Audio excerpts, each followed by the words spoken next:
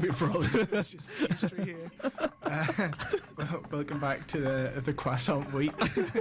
Welcome back to the sporting week. The lack of professionalism right now is just astounding. He is covering his mouth, trying not to choke on a croissant. Yeah, we haven't even started the show 30 seconds yet, and already we've had to get someone to come help us turn the lights on. I have decreed that there was no headphones, despite the fact there was an adapter right in front of me, and Ollie is still trying to the biggest bite of croissant I've ever seen. Just mastication is important. It's important to chew. No, honestly, it is. So what a way I know we should actually talk about that. What a way to start off a bumper 3-hour edition of Sporting Week. I bought supplies because I thought this through. Can you swallow that croissant already, please? It is annoying me. And pull your mic closer as well. No, I don't want people to hear me like this. No, swallow it then, pull the mic. Okay, so I'll briefly talk us through what we're going to do for the first hour. While Ollie finishes his croissant. 3-course croissant. So we're going to do a season review from all the sort of big leagues in Europe and also the Championship. Because Ben wants to have a little rant about Derby, as usual. Yes. So I guess we just jump straight in with the Premiership. Yeah. You better not open that part. Okay, yeah. Premier League. Premier League, where should we start? Bottom, top, or in the middle? Because like a pro, I have every team on their points total here. Start with the most boring one. Everton, 49 points. Yeah, that's actually perfect. They're very boring. Yeah, Sam Allardyce, he's been sacked. Yeah, that actually makes sense to start with Everton. Marco Silva. Is he in? I mean, he's in, but they haven't officially announced it. Yeah. Good old Marco Silva. What do you think of that? I think it's a good appointment. Like, Allardyce he didn't deserve Everton. Everton are quite a big team with lots of money. They weren't really in a relegation battle at all. They were not close to a point where they needed to like hire a firefighter. They were like months away from that. That's what he is now. You know, I don't think... I mean, what's the longest he spent at a club? West Ham? Well, Bolton? Like 10 years at Bolton and then 4 at West Ham. Yeah. I mean, it's what he deserves. I'm sure in 6 months' time, some team will be doing terribly and he'll get offered a job. But, yeah, it makes sense for Everton to get rid of him. Because they're like... Financially, they're the only team outside the top 6 who now can maybe break into it. I'm sure Allardyce isn't complaining either, getting payoff after payoff. No. And when he came in, they were 13th. From when the season started, his first game, they'd have finished 6th, but they would have finished 19th in shots on target and chances created.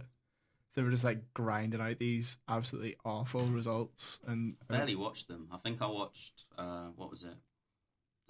The derby. Yeah, that was the most boring derby really ever. I think I mean, there was nothing about Everton that made you want to watch them, though, was there? I mean, you kind of know what you're going to get with it. It was a team of attacking midfielders and a manager that doesn't like to play attacking midfielders. Although credit, we did see the emergence of some kind of young English talent, probably because the team wasn't performing well enough.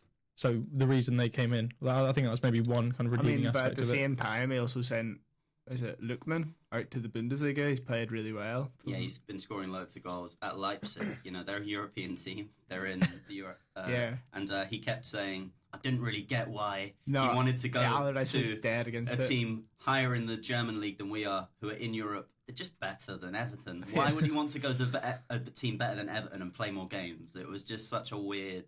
Yeah. That sort of backward English thing of like players leaving the country being like a bad thing.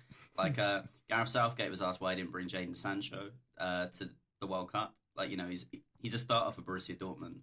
England, if you look at the squad, they've got no wingers but Raheem Sterling. And he said, he's not playing regular minutes in the Premier League. And I was like, he's playing regular minutes at Borussia Dortmund, a team better than probably 15 Premier League teams. Like, he should be going. I don't think that's an acceptable I don't think reason. He should. No? He didn't play that many games. He was a starter for Dortmund for the last 6 games. And also, England don't play wingers. Yeah, but what is that? What's the point in bringing wingers if you're going to play a 5 at the back with 2 wing backs? You ruin everything by being rational, Jack. Honestly. Yeah. Okay, so we should probably actually talk about the best team in Premier League history. Oh. Statistically. Right, okay. 100 points, which is the most points ever, 32 wins, which is the most wins ever, and 106 goals, which is the most goals ever in a season. I think we can probably skip the bit where we just applaud how incredible Man City have been this season. Okay, well then, who's better? You. No. That's not what I'm saying. You sighed when I said they're the best team ever. Who's better? And don't say Invincibles or he'll cry. That's his point. Okay.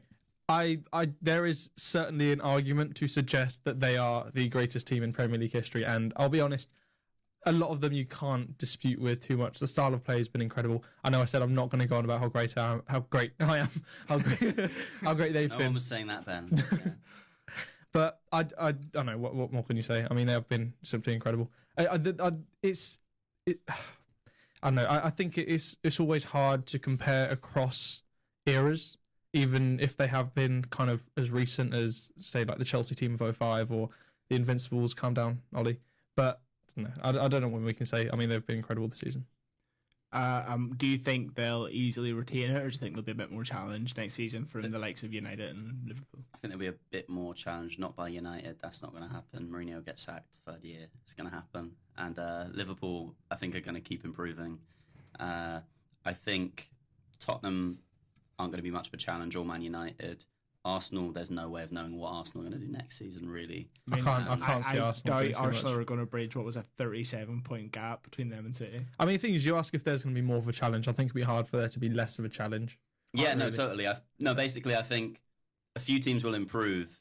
I think Liverpool will get closer to them. I don't think Man City will have a 100-point season again. And a lot of the reason they got to 100 points is because Man City won a ridiculous amount of games against the top six. They dropped points, I think, in 3 of them. I think it was, who was it they lost against? Liverpool. Man United, Liverpool twice, right? Or I think they drew with Liverpool, then Liverpool beat they only lost twice against the top. That's 10 games, right? Top 6 you play. Yeah. I think Liverpool will take more points off them next season.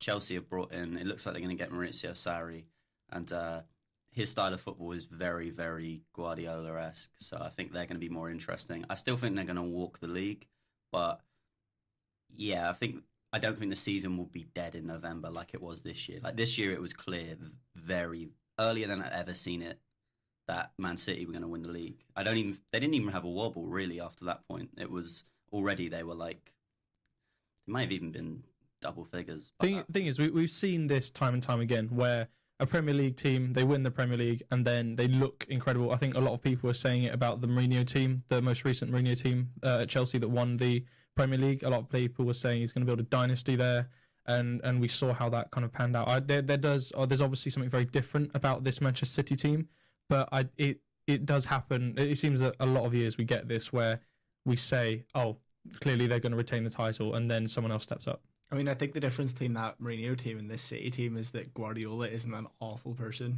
and the City players aren't going to just really stop playing for him the way they did for Mourinho. But if the transfer rumours are to be believed as well, Hazard and Mahrez are their 2 top targets. If they go through, then it's not even a question. The Premier League will become a new Bundesliga. That's quite frightening. Can you? No. Okay, maybe not a new Bundesliga with the way that income and is kind of distributed among the teams, but if you take those 2 players and you put, especially Hazard, and you put it in, you can imagine Hazard in a Guardiola team, how well they will fit together, kind of the damage that they can do. Yeah, I mean, he also signed a contract, so he's going to be here for a long time, Guardiola. I think it takes him, by the end of his contract, it'll be 6 years, 2022. So that's 6 years of Guardiola. I'm not saying he'll win the league every year or something. He didn't in his first year. I do still think next year, honestly, for other top 6 teams, it will be like a recovery point because, Tottenham, Man United, Arsenal and Chelsea all have to look at how they play. They're not going to catch up with Man City this year. Liverpool are the only team actually on an upward trajectory going close to them. But I still think if you look at Liverpool's squad, their squad's not that good. They're in the Champions League final, which is remarkable, but they've still got holes in their starting 11 in a way that, I don't even think Tottenham do. Liverpool, I think season after next will be challenging, but I still think City will. Liverpool get lots of praise for how they play, but it's easy to forget they still finished 25 points off top. Yeah. I can't see them bridging that. That's over 8 wins they have to get from somewhere. Oh, I think it would take, 2 seasons to do that. Next season, if Man City win the league by 10, 12 points next year, they've still comfortably won the league. It's, or at least that's a 3-match difference. It feels like Liverpool are always 2 seasons away from winning the league, though. Yeah, I know what you mean. And then something goes wrong. Yeah. So what about Arsenal then? Just like to point out before you can talk about it, they did finish closer to West Brom than Man City. Yeah, it doesn't shock me. Yeah, I mean, no, I don't think Arsenal are going to be in the title race next year. I don't. No, it's not going to happen. Like, Arsenal got a very good squad. Like, he has been left a very good squad behind in terms of its attacking components. Aubameyang, Lacazette, Ozil, Mkhitaryan, they're all like top quality players. With the right coaching, they could be a league winning team essentially. But you could say that about most top 6 teams. In that, if Guardiola managed them, I sort of think they probably would win the league. And he plays a sort of high pressing style of football. So do Klopp and Guardiola, but he's slightly more defensively minded than those two guys. His teams have always like outscored teams. They're always very entertaining, but it will be a bit more turgid sort of thing. It's hard to make players like Mkhitaryan and Ozil play boring football. If you got them in their side, you're probably going to play something reasonably entertaining. But I think Arsenal will become one of the harder teams to break down this year. The reason at PSG it didn't really go so well for him in terms of the team, it was Neymar's team. He came in for like the first month of preseason. They were playing 4-2-3-1, playing like a sort of high-pressing system.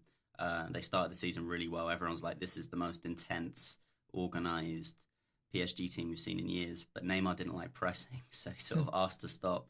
And then he asked the board, and then the manager said, no, you got to do it. Then Neymar says to the board, he makes me press. So it's, I don't think anyone could manage that situation well.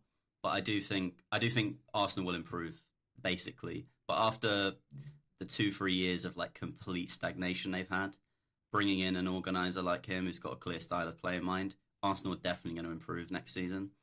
But top 4 should be the target. That's just top 4. Like, league, I wouldn't even consider it. This year it should be, he's like a Europa League expert. Try and win the Europa League, an FA Cup. That the league is just, we're not going to win it. The thing is about Arsenal, I don't think it's so much their squad. Obviously, they need to make adjustments there, but it definitely feels a lot more the mentality around the club that needs changing. And we'll see if he can kind of change that. It seems so. If you take Man City out of the equation, kind of those teams that are knocking on the door, obviously not this year, but the teams that will be looking to knock on the door, the competition there is so fierce. So, like you said, I think a Europa League win would make a good kind of grounding, a good foundation, just to kind of maybe instigate a bit more of a winning mentality within that team. It's more a case of, one, he's won it 3 times on the bounce with Sevilla. He's like a very good cup manager. He's won cup competitions. But in terms of league football, next season, if we don't get in the Champions League, that'll be a 3rd year without Champions League football. Then the quality of players we can get, it's just going to fall off a cliff. Like, it's going to be a bit harder this year. I'm sure there are a few players going, oh no, I'd rather pick this other team in the top 6 because they're actually in the Champions League. Arsenal, more than any cup, it should just be Champions League football. You would still think Arsenal's a more attractive team to move to than Spurs, though. Yeah, just because Arsenal have a sort of... Just because of the reputation. Yeah, it's a I wouldn't be too sure. I think so. I would say so. Is that Champions League run of, maybe 8 games a year worth it? I think definitely the thing about Spurs is the wage structure. That's obviously a huge issue there. Yeah. But I just, at the moment, I still feel that the squad that Tottenham have, they're on a higher trajectory than necessarily the squad, the club. There's still something romantic about Arsenal, Liverpool, United. Yeah, people grew up across the world grew up liking, one of those 3 teams really. Arsenal, Liverpool, Man United. Liverpool, Man United is a different thing because like they're like European champions. Arsenal, it was more to do with the style of football and the players we had and Wenger. That's why Arsenal have that sort of romantic thing about them. Like, there are loads of people who, like, Arsenal at their lowest point in 20 years under Wenger were able to bring in Aubameyang and Mkhitaryan in the same transfer window. Tottenham couldn't bring in an Aubameyang level player at any point. Like, I don't think he'd consider it. This is a guy who's been linked with like the biggest clubs in the world. I don't think Tottenham, he'd get laughed out of the room by Tottenham. I'm not even arguing that they're in a better trajectory. They've got a more consistent team. But like you say, the term like power shift. The reason I've always found it a bit ridiculous is because everything else has shifted: league position, form, quality of players, squad. Power is like the one thing Arsenal still have. That's it, that sort of intangible, romantic charm that a club has. That's power. Tottenham don't have that. As much as Arsenal Fan TV are trying to kill that romantic image. Oh, it's going to die. Slowly, the tide is turning from nice football, winning leagues, Highbury, lovely old ground, it's all great, to people standing outside shouting into a microphone. I can't wait for Emery. This sounds terrible. I can't wait for Emery to lose one of his first. I can't wait the first game. I just want to see what happens to Arsenal fans. I can't wait for DT to be screaming that he wants Wenger back.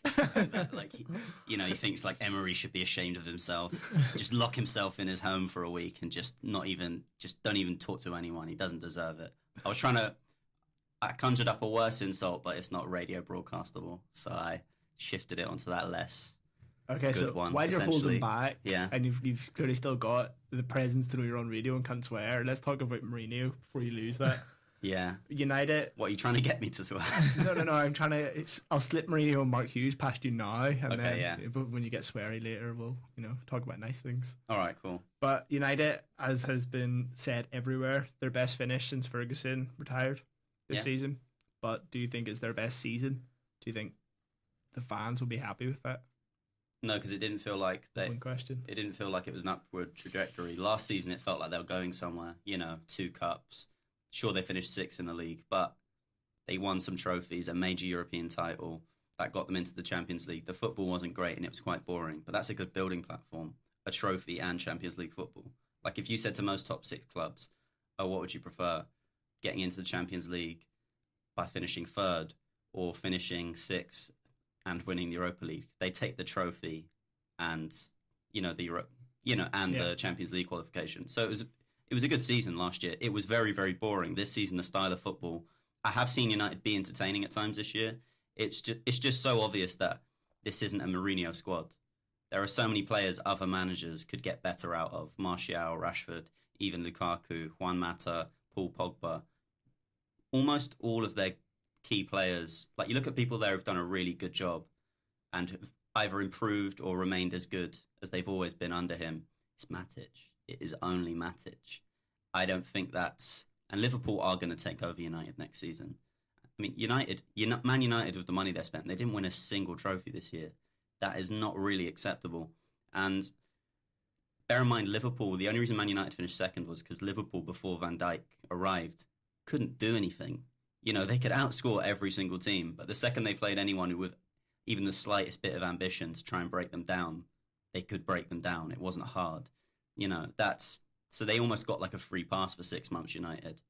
And it's not going to happen next season. And it's already quite clear. There are reports about Man United's dressing room being quite horrible. The training cramp. Training what? Cramp? The training camp is very... it's just very toxic. The players don't get on. They don't get on with the manager.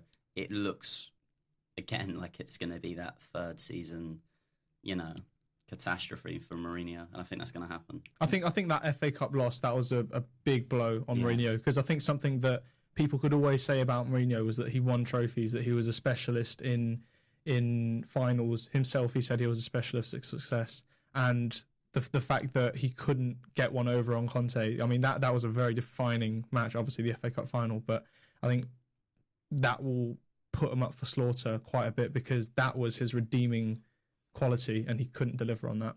And last year, his defence was, sure, it's boring, but look at all the trophies I've won you. Man United fans, they got to see great football for 27 years, or at least 22, in the Premier League era when they started winning things. And they don't have that, and they will get bored. They will get very, very... I'd say they're already bored. This season wouldn't have felt as bad on the final day if you won the FA Cup. Look at the wonders the FA Cup did for Wenger. It briefly made you forget how bad everything was. And I always predict that he's going to do badly, but I definitely think next season will be bad for United. What do you think this summer looks like for United then?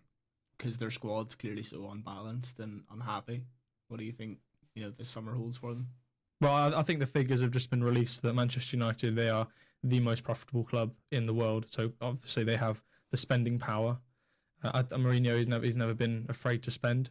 I think it really does depend on how much confidence the board will have in Mourinho and kind of how much they're willing to invest in his team. Because as we see, kind of it seems that with these big clubs, it's constantly, it's not his players. They spend a lot of money, bring in their players, get sacked. The next guy comes in, and it's not their players. So I think it depends very much on how United, how the board plan to go forward from this season. Yeah. Sorry, my voice broke there. Yeah. I don't think anyone noticed. It's fine. No, that's right. I turned 21 yesterday, so it. as normal, my voice broke the day after my 21st. He's finally hitting puberty, which is nice to see. Yeah. So what about this little club? I made a wish. It's your 21st birthday. That was your wish. Yeah. Hit puberty. I shouldn't have said. Okay, never mind. Yeah, that's why your voice is very good. I've ruined it, yeah. So what about this little clump of teams mid-table then? Newcastle, Crystal Palace, Bournemouth, West Ham, Watford, all finished within 3 points of each other. If one of these teams is going to break on next season and really smash into the top half, who are you tipping? I could see Newcastle with Benitez and with the backing of the board. Obviously, it's quite precarious there at the moment with Benitez, but I know it's probably not best to judge him on one performance, but I watched the match against Chelsea very closely, and I know Chelsea weren't at their best, but Newcastle, they looked very good. They looked very strong, especially at home. Because I've been to St James's Park a few times, and there is something special about Newcastle, I feel.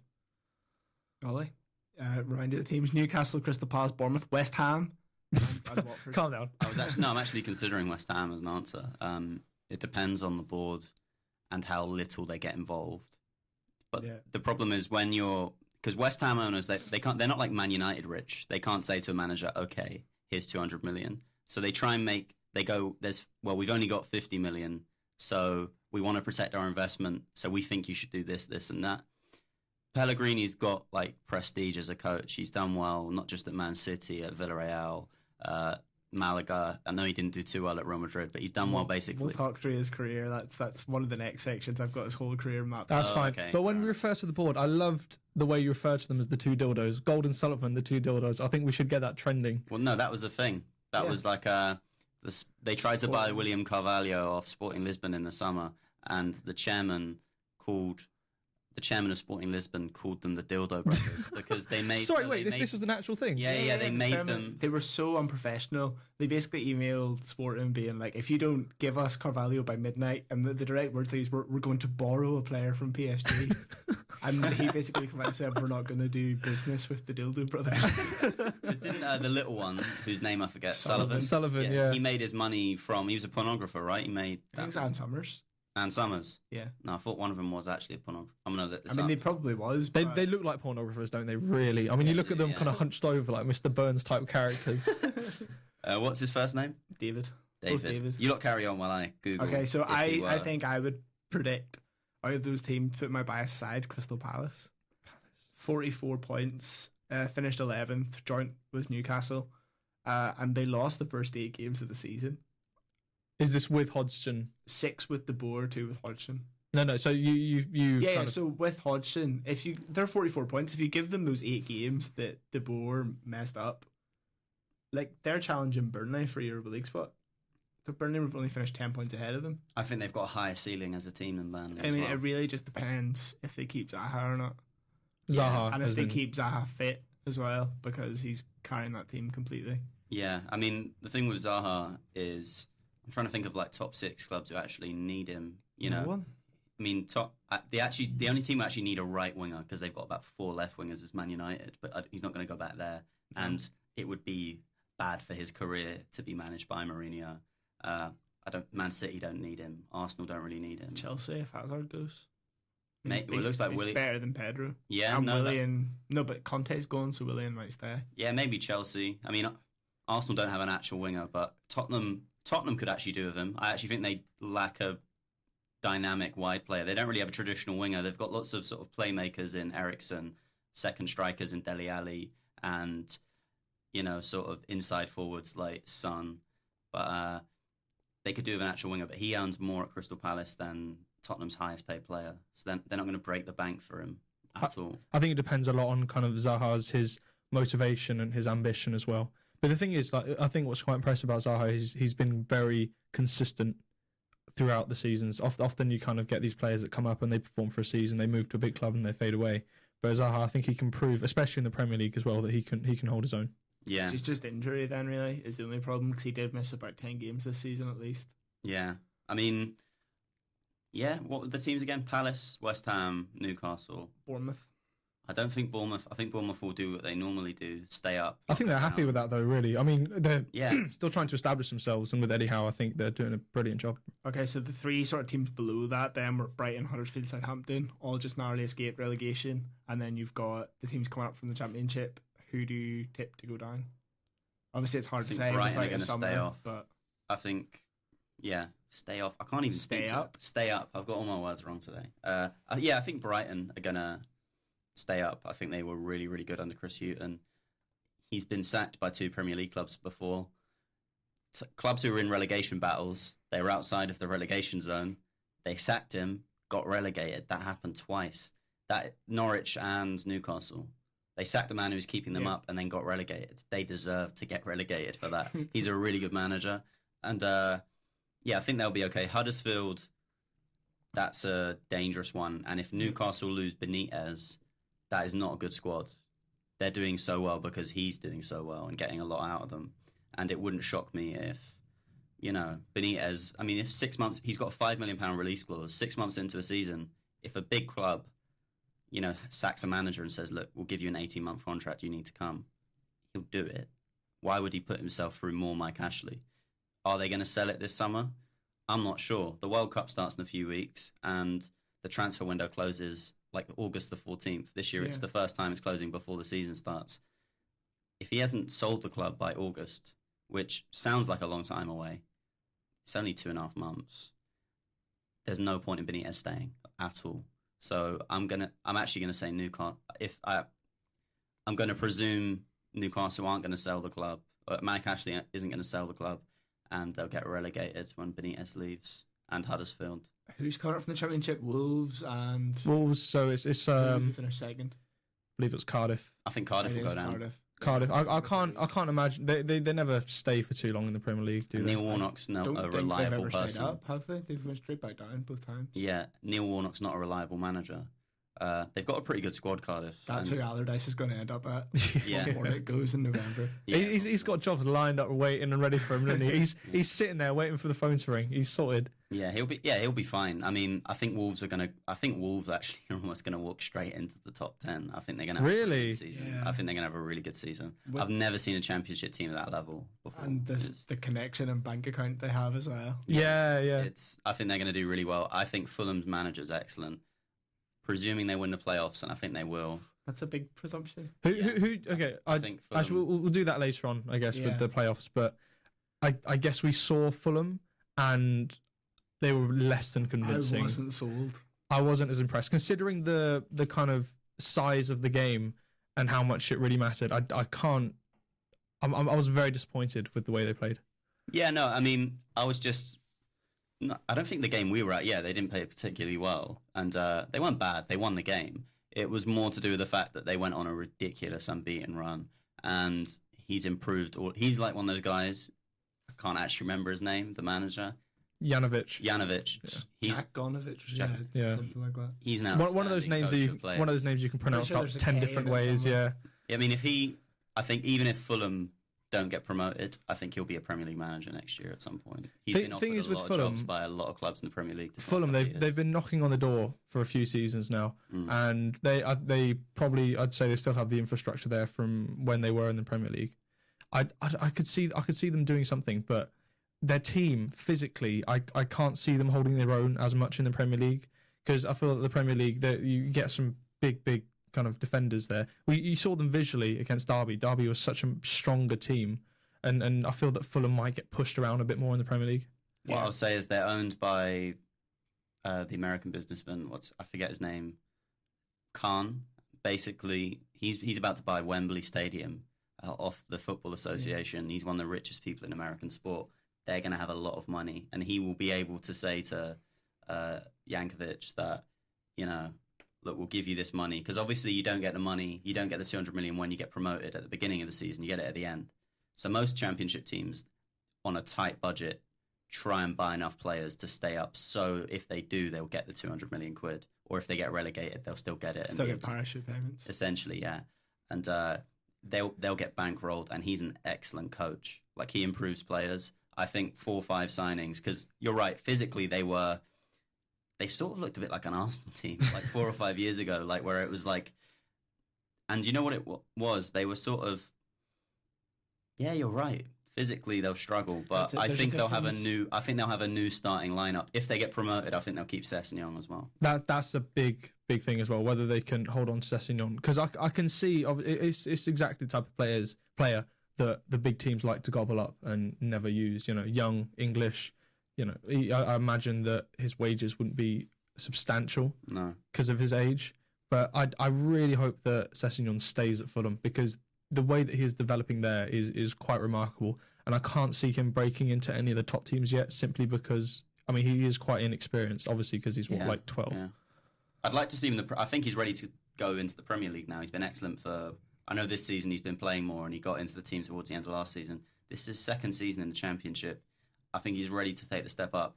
Ideally with Fulham, if they get promoted, I don't think it'd be good for his career if, like, I don't know, Tottenham bought him or someone. Actually, Tottenham's probably the only top 6 club that would play him. But, Man United, Chelsea, Man City, any of those moves, I imagine, would be quite bad for his career. Well, then you've seen it happen to, especially people coming up from the Championship. Zaha went to United from the Championship. Scott Sinclair went to Man City from the Championship, and it just didn't work out for them. And kind of, Scott Sinclair hasn't really bounced back from it. Zaha did, I guess. Yeah, he was young enough. So last thing on the Premiership, then.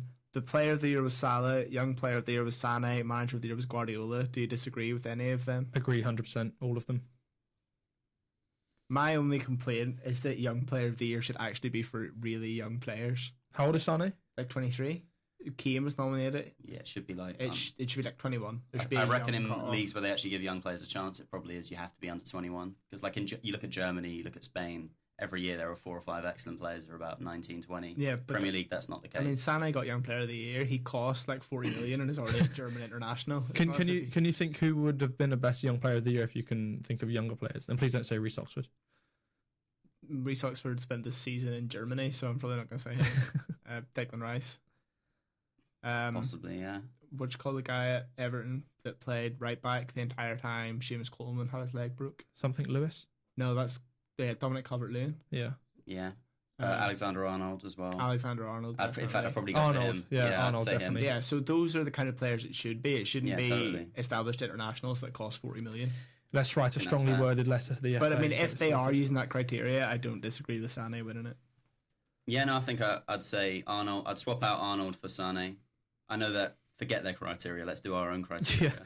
We'll send Arnold like a little medal and say from the Sporting Week, and I'm sure he'll appreciate it. Yeah, and you have to say Salah. You know, there's no argument with that really. I think De Bruyne has. Bear in mind when attacking players have a great season and midfield players having a great season, football is about goals. People love goals. That's sort of why you do it. So like that whole thing.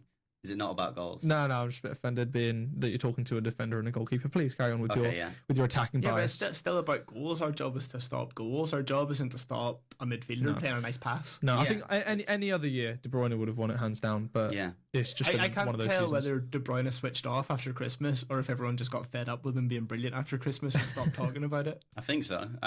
There was no, like I said, the league was tied up in like November, December. There was no point in talking about Man City. It's like when Arsenal's season died in 2 years ago. It's like, no one takes any notice anymore. So it's like, and that thing, it's hard to when there's no reason to watch a team, it's hard to recognize any important changes in them. Like Arsenal, this last 4 or 5 months, the only people who've watched them have been like Arsenal fans because no one else sees any point whatsoever. So like there are Arsenal players who are now very good, but because they were bad a year ago, the press still talk about how bad they are. Say like someone like Granit Xhaka. There are Arsenal players who are now not very good and the legs have gone in this last 6 months or so, like Koscielny, and the press are still like, oh, he's one of the best centre backs. He deserves a better partner. He's just like, it's hard to notice changes when there's no meaning to what point in watching them. That is absolutely doing my head in at the minute with the coverage of West Ham because every single media outlet's talking about it. And saying like Pellegrini's inheriting an aging squad with the likes of Pablo Zabaleta, like he's old and tired or whatever. If it wasn't for Arnautovic, Pablo Zabaleta would have been Player of the Year. He was unbelievable. He played every minute bar one game. I think he was suspended for. Like, it's just people look at the squad, say, oh, he's 34. He came on a free. He must be awful. The biggest indictment of your like aging squad's probably what Evra. He just left today. Did he? Yeah. Oh wow, fair enough. I think they had like a 3-month contract. James Collins is gone. Yeah. So it looks like. How do you feel about that? Or are you doing a thing about that? No, I don't like it. He should have gone, but he should have gone with a testimonial and a proper send off rather than an email and an Instagram post. I don't know. I feel that's quickly becoming the way nowadays, isn't it? Yeah, but 11 years. 11 years across 2 spells. He did 4 years, went away for a year, and came back and did 7. That's testimonial worthy. Oh yeah, definitely. I think especially West Ham. Like, I feel like West Ham are one of those clubs that, at the very least, face to face release worthy. Not, especially we've seen how David Sullivan writes emails. Have we seen that? Yeah, the whole Sporting Lisbon thing was he can't write emails. Oh, okay, yeah. Very dildo-esque. Yeah. Dear James. Thanks, BB. See you later. Yeah, so I think we'll take a quick break because we did talk for like 45 minutes there. And then we'll pass it over to our Continental breakfast boy for the Continental football. Croissant done, Ollie, yeah? Is your croissant done? It is done. Let me see your mouth. Let me see your mouth. I mean, it's messy. Okay, no, it's good. There's little shards of croissant. Bit more, yeah, he's learned. The professionalism is seeping through Ollie right now. I'm impressed. Okay, I'm saying that, but he's currently wrapped up in his own microphone, his headphone cord, so. I'll work this out.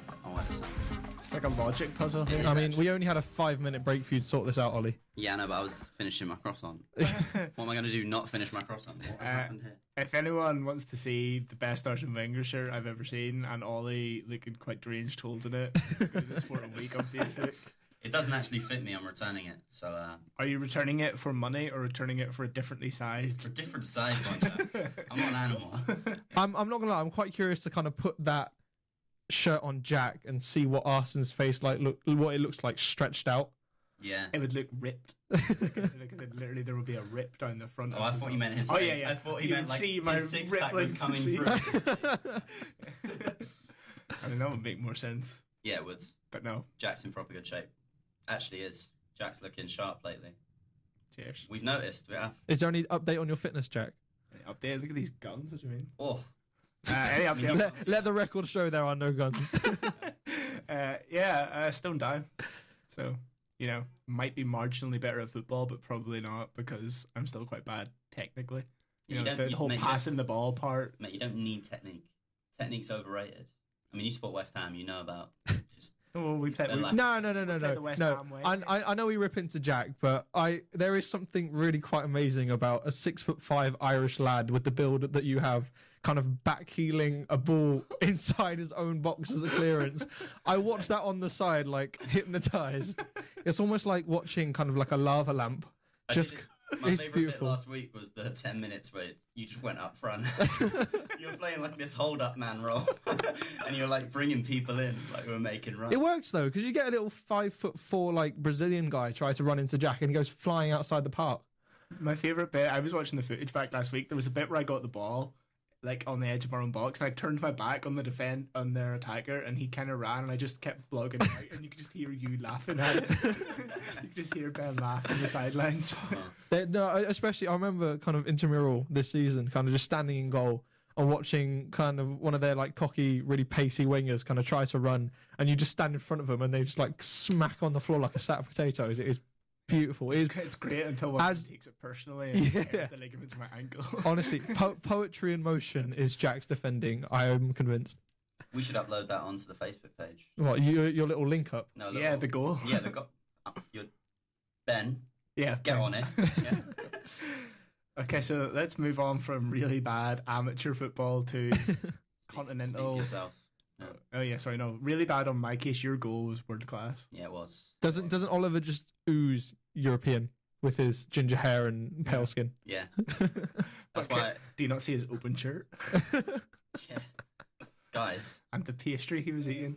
The Frenchest man I've ever seen. You're in the room with a man who's been to Rome twice. Make that of what you will. Make that what you will. Did you go Wait, see- Say that. I can't do any sentences. today. Make of that what you will. Make of that what you will. We're gonna edit that out so it comes out properly and flowing. Well, yeah, say it normally now instead of like as if you're an alien here. Make of that. So, what did you make of Juventus? 95 points, won the league, 4 ahead of Napoli. What I made that of will. Yeah, we'll hand you over to our Italian. Just speak Italian. I think it'd be better for all of us, to be honest. I mean, he's trying. It's in his second. Take your time. It's a long show. Go on, we got time. Then Juventus. Yeah. They're very good. I watched them on several occasions this season, and I thought they're good. And that's been it for the. No, okay. Speaking about Juventus, like I feel like Buffon is just like he is one of those players that I just wish would never retire. I know. See, I wish he does retire. I don't want him to go to PSG, and then I have to hate him. I just hope he You calls want him it. to go to West Ham? No, I don't even. I wouldn't wish. No, you wouldn't wish that upon Buffon. Like he has a bit too much class to be hanging out around Mile End. He's not got a lot of class. Everyone's Everyone's been talking garbage, about, man. Yeah, everyone's been talking about Buffon like this last few years, how he's like such a classy figure. Forgetting the whole Michael Oliver thing, where he's like he has a dustbin for a heart. Forgetting that. We're talking about a guy who like for like the first 10 years of his careers, he's had multiple careers. He has been playing for a while. Yeah. To be fair, No, he does like some weird fascist sympathy thing. Like he asked for a number on his shirt that has like fascist connotations. He then pretended he didn't know what it meant, and he then got a tattoo. Oh no, he got a tattoo of a quote of a famous fascist quote, and he said again, I didn't know what it meant, and it's happened like 3 or 4 times. He comes out as a fascist, then like backs down the second anyone calls him out on it. See, we had Di Canio do that, except he didn't back down. In his last ever game for Lazio, he stripped down to his underwear, like threw everything into the crowd, then got into the crowd and started like making salutes with strong connotations. Yeah. I mean, if you're going to be a fascist, own it. Yeah. That will be my quote from the show. Yeah. That will be my defining quote. Yeah. No, you could admire that about Di Canio. I mean, actually, forgetting Juventus, because like there's not much to be said about them. This year was the first year they sort of had a title challenge. If you watch them a lot, Juventus they don't really have that cohesive or consistent a style of football. They're just very hard to break down. They're not like a team you just look at them and immediately their style of play is apparent.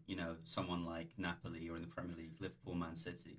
They're very good, but financially they're far, far ahead. Like you see someone like Sarri at Napoli, it looks like he's going to Chelsea. He's probably a better coach of players and systems than Allegri is, but Allegri is like a tactician in game. That's always been his biggest strength. He tends to make the right substitutions at the right time. He knows how to, when things are going wrong, he knows how to fix them, but he has to fix them a lot.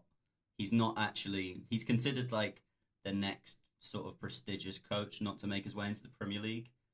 I don't think he'd pit Guardiola or Klopp to the Premier League title. You have to have sort of cohesive, clear, dynamic style of play that those two teams do.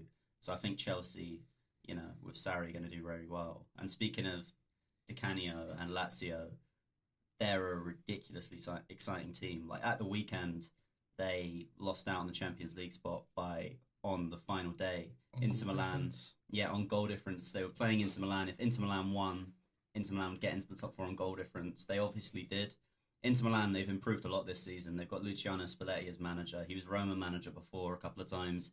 He's always been at the top of Italian football without ever quite winning anything, because he normally leaves a club before they get to that next level where they're challenging for titles. But at Inter, they've got a fair bit of money, unlike AC Milan, who seem at any given point months away from bankruptcy. And AC Milan finished 6th. It looks like they're going to stick with Gattuso. What I was saying earlier about, say, someone like Sarri being an outstanding coach, Gattuso's not. He's sort of a motivator. He really resembles, that caretaker manager who comes in and for 6 months improves everything. And the second they're given the full-time contract for a year, they just completely collapse. Darren Moore incoming. I like him a lot, though. Gattuso sort of gets on it. I sort of like how mad Gattuso is. I've always hated Gattuso. No, but I loved when I don't know if I loved it, but but I admired the sheer nerve of the guy when he tried to strangle Joe Jordan. I thought that's where you were going with that. It was just mad. And the funniest thing about that is Joe Jordan played for AC Milan for like 3 or 4 years. He was like an AC Milan legend. And Gattuso, I reckon that played into his thinking. I bet he liked the idea of doing it just to cause some kind of problem or story or something like that. But I guess that's passion, strangling someone, but probably strangling a legend of your own club. And also an old man. Yeah, we haven't old. mentioned that yet. This was a pensioner. Yeah, but the Serie A, it was certainly the most exciting league in Europe this year, or at least the most competitive. You know, that sort of stereotype of Italian football being very turgid and boring. That sort of developed around 2006, around the time of, I think it's called like the Calciopoli scandal, where Juventus got, I definitely pronounced that wrong, where Juventus got done for match fixing. They got relegated for a year. When they went, they lost most of their players, and they were the best team in the league at the time. Then the league lost most of its good players. By about 2009, the sort of great Milan team, Ancelotti's great Milan team, had mostly retired. They were mostly or sold. Shevchenko sold, and he was getting old anyway. Kaká gone. Gattuso's legs sort of were going. Seedorf retired. The league sort of died, and for about the period after that, say 2011 till about 2 years ago, the Serie A was just awful. It's good really to see. bad. It's good to see the resurgence of Italian football in Europe as well. I think. Yeah. I mean, like I don't know if I'm the only one that's getting sick of Spanish dominance, and the English teams as well, especially this season, kind of knocking on the door a bit. If Real Madrid win this tournament, they'll have won 9 of the last 10. It's wrong. It shouldn't happen. Spanish teams, so 5 Europa Leagues, 5 Champions Leagues. The only team that's won one outside of that is Man United. Yeah. And in terms of, you know what, I actually do not know who got relegated. Apart from Benevento. Yeah, Benevento got relegated. They're probably, that's what's also been great about the Serie A this season. It's been a competitive title race. And we've seen probably the best Napoli team since like Maradona, like 30 years ago. And we've also seen probably the worst team, certainly for the first 6-7 months of the season, because they picked up this last 2 or 3 months. They somehow signed Bakary Sagna, and he seemed to only join out of like some weird sense of guilt. He said like they asked me, and I thought it would be a great story if I managed to help them stay in the league. And they got relegated, obviously. Yeah, by about 12 points. Yeah, it was something really bad. They finished on 21 points. Oh no, Crotone got relegated. Sorry, I like them. I realise that means nothing to no one. No, love Crotone. No, last I season. thought it was a type of bread. No, I think it is. That's what his next meal is. Yeah. No, I've always got Crotones on the go. Like, I've got a bag of with them. Genoa spread on. Yeah. And I was gonna make a Parma joke, but my heart wasn't in it. But, Think of one. We'll spin it by later. We'll like ease it in later. Jack, put on a song. Yeah. And then when I come up with tee you up for a Parma joke. Yeah, essentially. But Crotone last season, they were having a Benevento-ish season. Around Christmas, they looked like one of the worst teams of all time. In their final 19 games, they won about 14, 15. It was just the most remarkable escape you could possibly... Basically, imagine if Darren Moore managed to do it. There was that brief glint of hope where with like a week to go, it's like, oh, they might, if they're the luckiest people in the world, and they batter someone 6-0. Crotone basically did that. So there was this huge sort of feeling of warmth towards them to stay in, but they got relegated on the last day. And I'm just trying to think in terms of if there's any standout players in the Serie A that need talking about. Probably... I was just going to talk about how Icardi was joint top scorer with 29 goals with Ciro Immobile, but didn't make the Argentina team for the World Cup. Scandalous. Yeah, Absolutely. I mean, he's actually eligible to play for Italy, Mario Icardi. He's got Italian grandparents on one side, but he wants to play for Argentina. He's born and raised in Argentina. But it's looking, I imagine at some point he may just say, I'm going to play for Italy or retire early or something, because I imagine the thing that's holding him back is Higuain. No, see, the official reason given by the manager is that he's behind Messi, Higuain, and Aguero in the pecking order. But the sort of media rumours in Argentina is that this is Messi's last World Cup and he was allowed to pick the team and he doesn't like playing with Icardi. Hence why the types of Lanzini are in, because they're Messi's friends.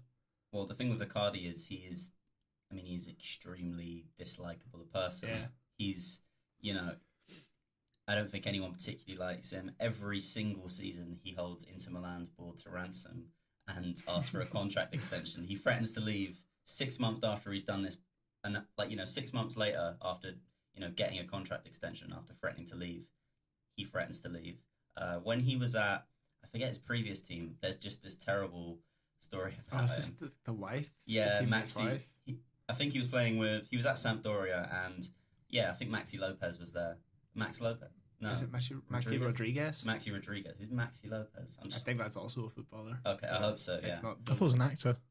Possibly, yeah. But anyway, he got with his wife, Maxi Rodriguez's wife. Yeah. So, and he then started, he then started acting as if Maxi Rodriguez's kids were his kids. And he made this guy's kids call him like dad. And his wife, rather than taking the biological father's side and said, okay, we're not together anymore, but you're still the dad. She was like, no. They are your kids, Maro. And he holds a ransom every year. He does it to last year that his wife, who's his agent, who used to be going out with Maxi Rodriguez, she pretended whenever he got linked with Arsenal last season, she used to change the location settings on her phone to London. Yeah. Just to pretend she was like, we've got a meeting today, and it said location London, and it was like, okay. Yeah, it was just the most shameless attempts. And he could do that when he was the only good player they had. But as the squad gets better each year, he loses a bit more power. But his personality puts so many people off him. Why does that narrative just seem like the most quintessentially Italian I was narrative? Say, it's like John Terry and Wayne Bridge, but with like Italian soap drama. Yeah, you can imagine the kind of like extra Italian soap music in the background. Is like, I'm not. I was. You're gonna start singing opera. I was very close to trying to act out that scene in a very bad Italian accent, but I know this gets recorded, so I'll stop. To be fair, this whole recording is embarrassing. Yeah. We're not losing anything, but anyway, back to the Serie A, the tab of which I have lost because I, almost out of muscle memory, started googling Arsenal on Twitter. I got bored of my own talk about the Serie A. Yeah, but no, there's been Ciro Immobile. He's likely to be brought up by a bigger team. He's not a centre forward, but he's got 29 goals in Italy. I imagine probably not Juventus because they don't really need a wide forward, but he's being linked with. I think he's being linked with Chelsea fairly often. He's an excellent player. He's not that old. He's got a few years ahead of him. I also imagine Napoli, especially with Sarri leaving, are going to get completely dismantled. Like last summer, it happened to Monaco. This season, Sarri is going to Chelsea. Don't be shocked if he brings 2 or 3 of the players with him. And speaking of Sarri to Chelsea, he is like a walking PR disaster, like multiple times a year. Oh yeah, because Chelsea are really kind of covering themselves in glory with the racism and the Russian money. He has homophobia to the I think he's been this season. He said a few racist things, and then he was made to apologise. He's been shouting homophobic abuse at other managers and opposition players for like years, and he's going to come to England, and there's going to be a much bigger focus on that, and especially at a club like Chelsea, where there's like the sort of preconceptions most people have about Chelsea is that there is a big problem in the fan base with racism. Now, for the first time in the Abramovich era, they're actually hiring a guy who's said and done quite racist and homophobic things. So the fans will love him. Yeah, the fans are going to be really They will popular. allow him onto trains. In a weird way, it's a match made in heaven. But in the Premier League era, don't be shocked if he does anything bad, that press scrutiny will be so heavy on him that he will be forced out. However, he is an incredible coach, and I think he's the only coach in the league capable of catching up with Guardiola. Not this season. Certainly not going to happen. Chelsea squad is not even slightly close. But I think, give him the season after next, I think basically Guardiola will have to contend with a fully formed Liverpool team and a complete Chelsea Sarri team. And so him coming to the Premier League, it will not be boring. I'll say that. But it might be liable to, legal action. It's basically. I feel like Conte's whole schmick about schmick. Stick. Schmick. I know. It's either or. Yeah, I think Conte's whole like schmick schmack whatever it is about like screaming and running up and down when he scores a goal. That whole schmick is kind of like worn off a bit now. So I think maybe a bit of an injection. Well, in Italy, Injection of racism. in Italy, you're allowed to smoke on the touchlines, and he's like, honestly, like he goes through a ridiculous amount of cigarettes. I don't know how he's going to survive 90 minutes without being able to smoke in the Premier League. I bet Sky Sports are licking their lips at the prospect of putting about 7 cameras on him, watching him implode. Yeah, I've got this image of before the game, like Gary Neville, like he drops a cigarette on the floor right next to him and just waits to see if he tries I was going to say half-time Monday Night Football, they get the big screen out and Carragher's like highlighting his smoking technique. I can so at least Is anyone to try to do a Carragher impression of what that would sound like? Spit on a child in the middle. Yeah. Okay, so moving on from that to the Bundesliga. Bayern Munich walked it as usual. 84 points. The closest to them were Schalke on 63. Yeah. Lewandowski, 29 goals. Do you think this is the season he finally goes to Madrid? Real Madrid will try and replace Benzema. He's had a poor season. However, the reason Ronaldo is so good is because Benzema's link-up play and work ethic off the ball is incredible. Lewandowski's not that kind of striker. I actually think a better option for Real Madrid would be to buy a sort of hard-working wide man and put Ronaldo in the middle. I don't think Lewandowski, he'll score goals, but I don't actually think he'll get the best out of Ronaldo because you've got two selfish, ego-driven players who are about goals. Like the best strikers in the world, forwards in the world, who goal scorers, they've got quite a lot of ego about them. They're not selfless. The only reason Ronaldo's been getting as many as he has, obviously, is he'd get loads of goals where whoever's playing next to him, but the reason that Benzema allows him to take a few steps further, I don't think Lewandowski would. We saw that happen when Bale came in as well. Yeah. There was the sort of clash of interests.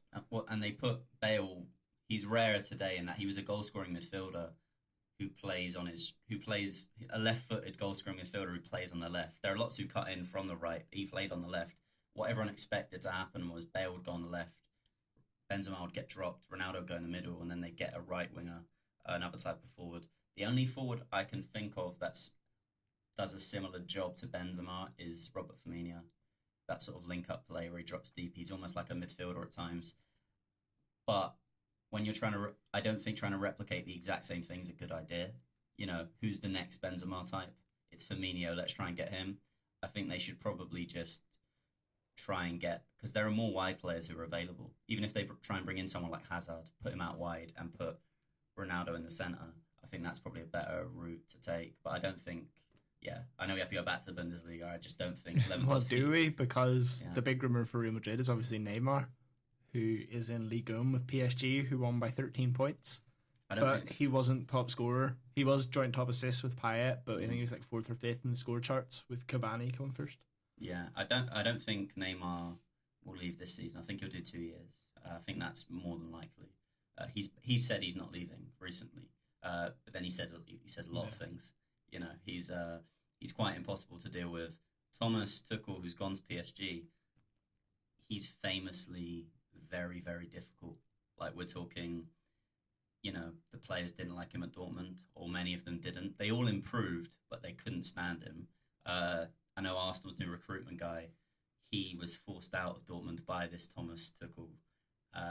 Thomas Tuchel said Neymar's a luxury player, so he deserves to be treated with luxury, and he can make some decisions that I'll allow him to make and not other players. So Thomas Tuchel's already said, like, it's an open secret that it is Neymar's club. Yeah. I don't think Neymar will like Thomas Tuchel, because I don't think Thomas Tuchel, knowing his personality, is the sort of guy who would just be like, oh yeah, do what you like, Neymar. I don't think that will last. He said he'll do that, but I don't think that's going to happen. But I think he'll probably stick around this year, because and I think Real Madrid's front three probably needs complete rebuilding. Bale's probably going to go. Benzema probably not sold, but sub from now on. You know, because I don't think anyone would spend loads of money on him at his age. Okay, Ben, anything to add for Europe before we? Well, obviously Bayern Munich are the champions and grass is still green. Obviously Barcelona have been incredible. I think Ollie covered it quite well, to be honest. This wasn't planned, but did you guys catch any of the Scottish League at all this year? Big Celtic games. Yeah.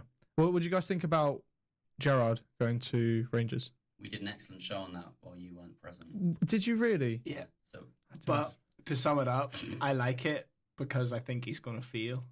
And I don't like Rangers, and I especially don't like Gerrard. What have you got against Rangers? I'm a Celtic fan. Oh, of course. That's pretty much it.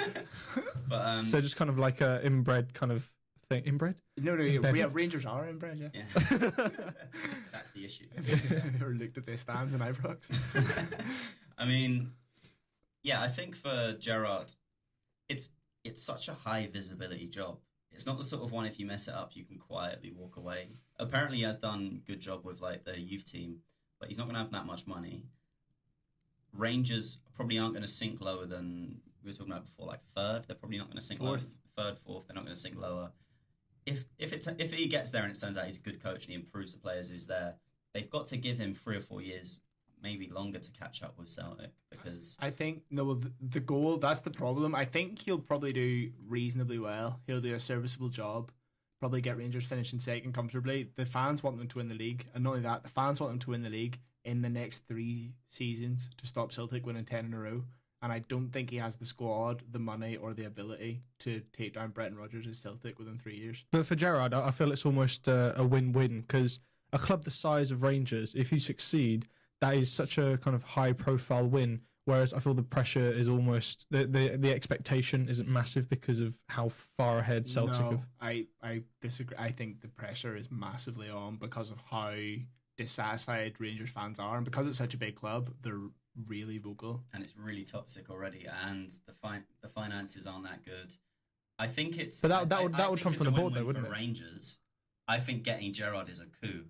There are players Rangers otherwise wouldn't be able to get, but they'll want to work with Gerrard, having known what he was like as a player. That doesn't mean he'll be a good manager, but I think he'll improve Rangers' status for a brief period. So it makes sense for Rangers, and they've made several poor managerial decisions in a row, appointments in a row, and I think maybe Gerrard's lucky that if it does go wrong, because it's gone wrong for so many other managers before, people will sort of forgive him if he got that club wrong, because you can sort of attribute some of the blame to the board and the ownership, how it's run. He might escape it in that way, but to think his first job, he's got a giant club at one of its lowest points in its history, with an extremely toxic fan base, and support, all those sort of things, and he's picked one of the most highly politicized clubs in the world. The questions Rangers and Celtic managers get asked in press conferences are always more serious, and a few times a year, if there's any like conflict or whatever with the fans or between them, they're getting asked questions that like no Premier League managers get asked, and he's picked. Yeah, it's just such a hard first job. On 3 occasions now, Brendan Rodgers has flat out refused to talk about Gerrard taking the job, because the media are trying to build this rivalry, and he clearly respects Gerrard as he was his captain for 2 years, but he refuses. It's got to the point where it's like head in the sand. Like, no, I'm not answering. He clearly has the leadership skills to lead them forward. I mean, being the captain of a club the size of Liverpool for as long as he was, and to hold the position of captain as well as he did. Obviously, the whole kind of coaching side of it, that will be a whole other aspect. But I know the fact that he is so unproven, that this is his first job. I'm very excited to see. I think his reputation and his experience alone are probably going to usurp Hibs and Aberdeen and get them from 4th to 2nd. But I don't know if that's going to be enough. Aberdeen's manager's quite highly thought Derek of, isn't McGuinness. he? Didn't have a lot of people want him to go to Rangers, wasn't that? Yeah. One? He's a really good manager. He's Yeah. got Aberdeen sort of consistently finishing 2nd. And Neil Lennon's at Hibs, right? Hibs, but he threw a massive hissy fit. Did he?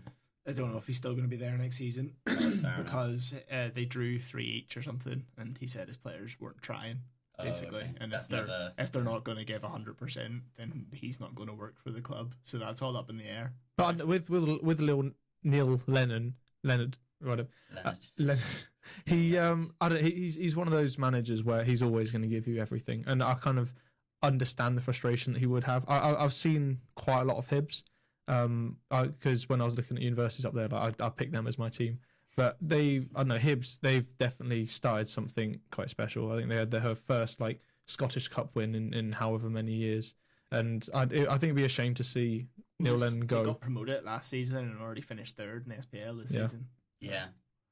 But yeah, I don't. I'd love to see some more kind of Scottish football, really. No. love to Some see more kind of competition up at the top. I'd like that because I enjoy Old Firm games, but when you go in knowing Celtic are going to win by 3 goals, it's not. I mean that must. I mean, obviously everyone loves winning, but surely that must start to get boring after a while. It'll start to get boring once they win 10 league titles in a row because that's like the record. They've been singing "Here We Go" 10 in a row since about the 4th one.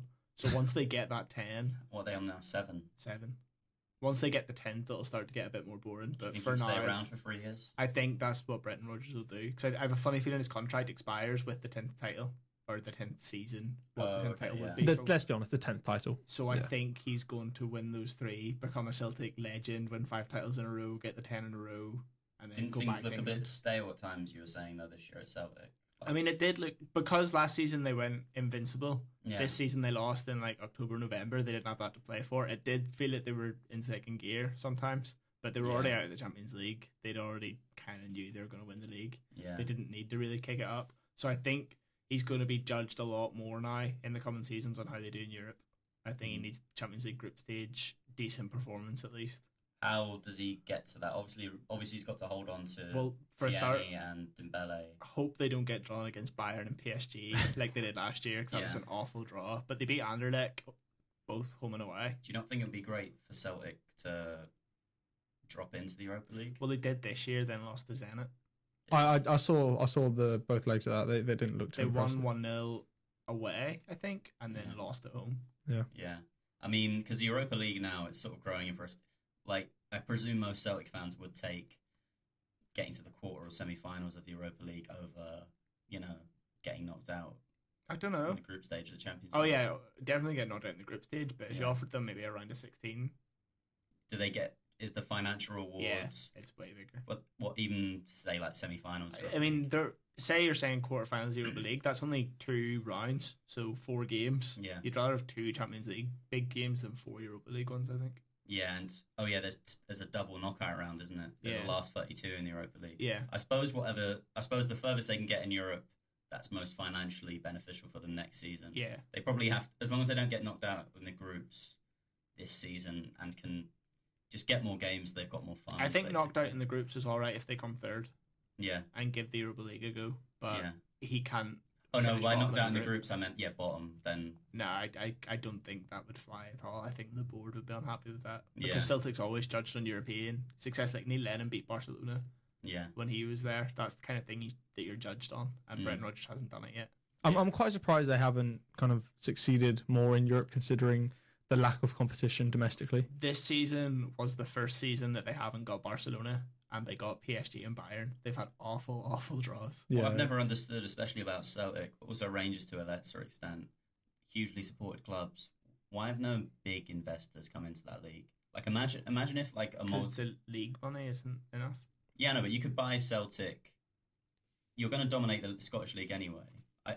I mean, I reckon all Premier League clubs probably more valuable. You could buy basically the team who are bottom of the Premier League. Oh yeah, well West Brom and TV money alone would have made about 5 times what Celtic did this season. Yeah. So what's Celtic's budget like? We're talking League One Championship team sort of thing. They've got a pretty high budget just because of how big a club they are. Yeah. Because they're not getting TV money, but they're still getting 50,000 people a week. They're still selling however many shirts. They're still they're a worldwide club. Yeah. It's not just within Scotland. So there's a Celtic, then a Gap, then Rangers, then a Gap, then everyone else. Yeah.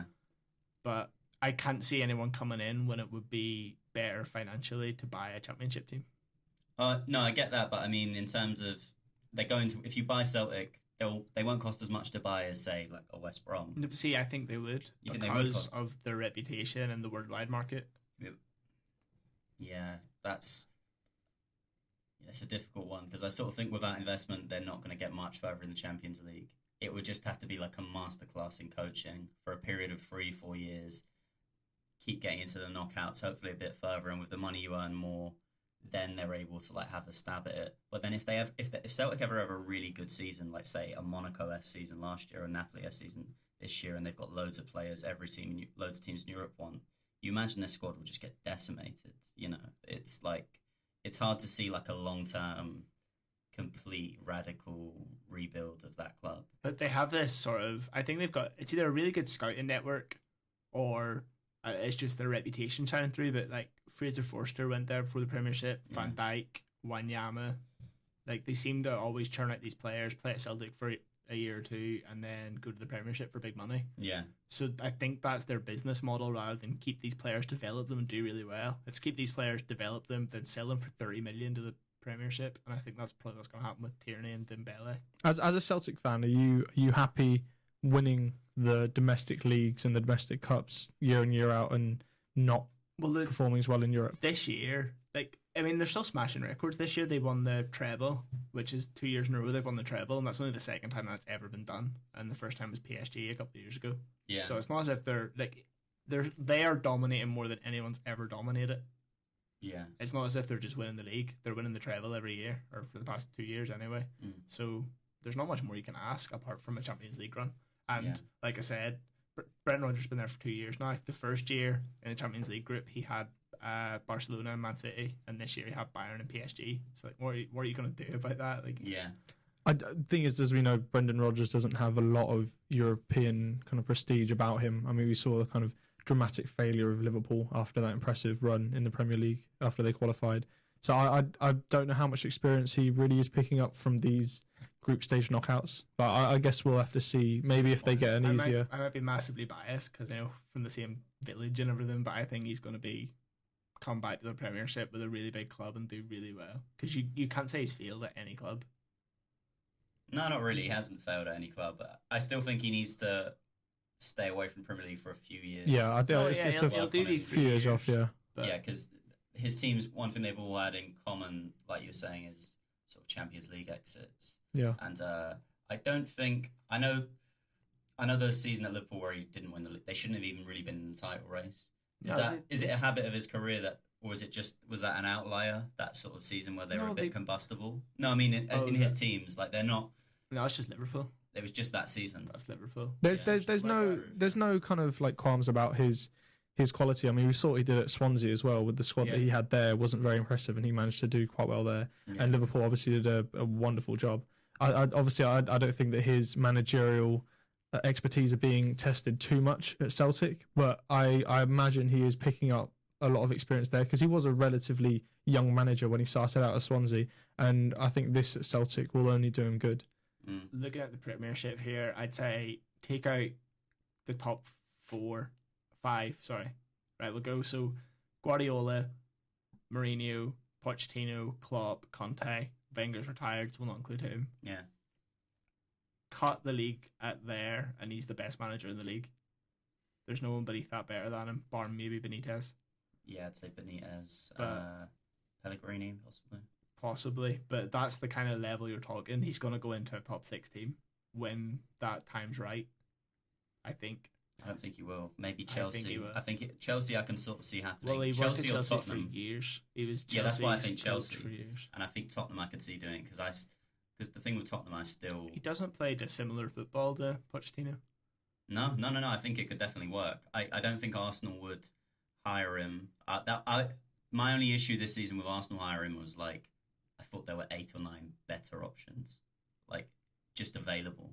Who we could have got, and I still think he'd have to do something really radical at Celtic. And I know he technically has, invincible season, 2 double trebles, but that's with the absence of Rangers, though. We have to obviously take that into account. No, they're still there. They finished second last year.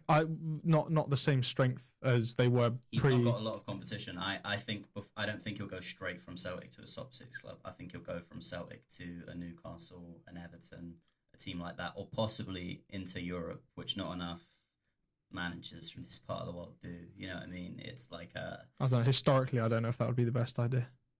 I mean, no, but why are the English so bad? This is a completely different topic, but like, why are English speakers so bad at learning second languages? I love the idea of Vardy to Atletico. Oh, it sounds no, that would be brilliant. I love it. Like that is a documentary waiting to happen. Yeah, I know. It's that English smugness, isn't it? About it's not just in football; it's in English culture, isn't it? The English people, America. I know they don't feel the need to learn different languages. Yeah, and no, because I don't think he'll walk into the top 6 team after Celtic. I think most of the top 6 clubs will go, yeah, you won the league with Celtic, but you really should be winning the league. Sure, the nature in which you won the league is extremely impressive, but like, would Man United, with the players they've got, say, come to us? I think Tottenham and Chelsea are the two who'd do it. Who'd consider it? I mean, I'm massively biased because he manages the team I support and also is from the, like, when I say same village, is in like the same housing estate. He pays for my football kits every year. Oh, really? Yeah. Okay, yeah. Fair Massive enough. bias here, but I Yeah. do think he's that quality of manager. You were comparing him to Pochettino, and I think there's another similarity in the fact that he's a manager who likes to stick around and he likes to build something, and that's becoming increasingly rare in the Premier League. And I personally would quite like to see him pick up a team, maybe a mid-table team, and really work with them, with a big budget that he would have. Yeah. But it's whether someone takes that risk. And I think 15 out of... No, I'd say 13, 14 Premier League teams would be desperate to have Brendan Rodgers. yeah, It's just the top 6 wouldn't be that desperate. There are lots of good coaches. we'll see. Yeah. We'll take a break now because we actually didn't plan to talk about Scotland, but we ended up talking about it more than every other Yeah. league. But Ollie's got a free food voucher that runs out at 2:30. Yeah, we're going to go get some food. So take maybe like 15-minute break here, 20 minutes, then we'll be back. Ollie's going to run down to the curve and go grab us some food. So He's going to do a run for that first minute of the show where he just ate out loud. Yeah.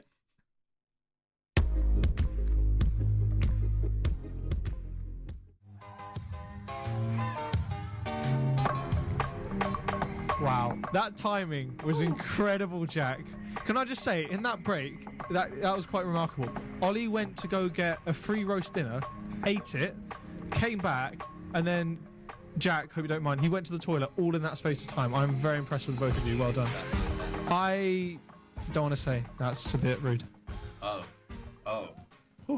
I'm out of breath. That was... That was impressive. I need to thank... We all need to thank the reception staff for showing No, us... see, I actually want helping to us. I want to have a go at the student union here. Yeah. Because the gender neutral toilets out there are now female toilets, so I had to go up a flight of stairs. No, downstairs is the gender neutral toilets now. No, they used to be over there though. No, they've moved them to downstairs. Well, that's a disgrace. It's next to the men's toilets. So we've got 2 options. No, I went upstairs. Jack, never go upstairs. Yeah, I think it's the most cardio I've done in weeks. I don't know. He's visibly sweating. But because I'm a good boy, unlike Jack, I respect union staff. And I would like to thank them for needlessly giving me a free voucher for lunch. A free roast dinner. It was a free roast, and it wasn't bad. Free roast dinner doesn't sound good. It is good. It was good. If you are listening, union staff, the one that's being really nice is the tall one with dark hair, and really rude's the ginger kid.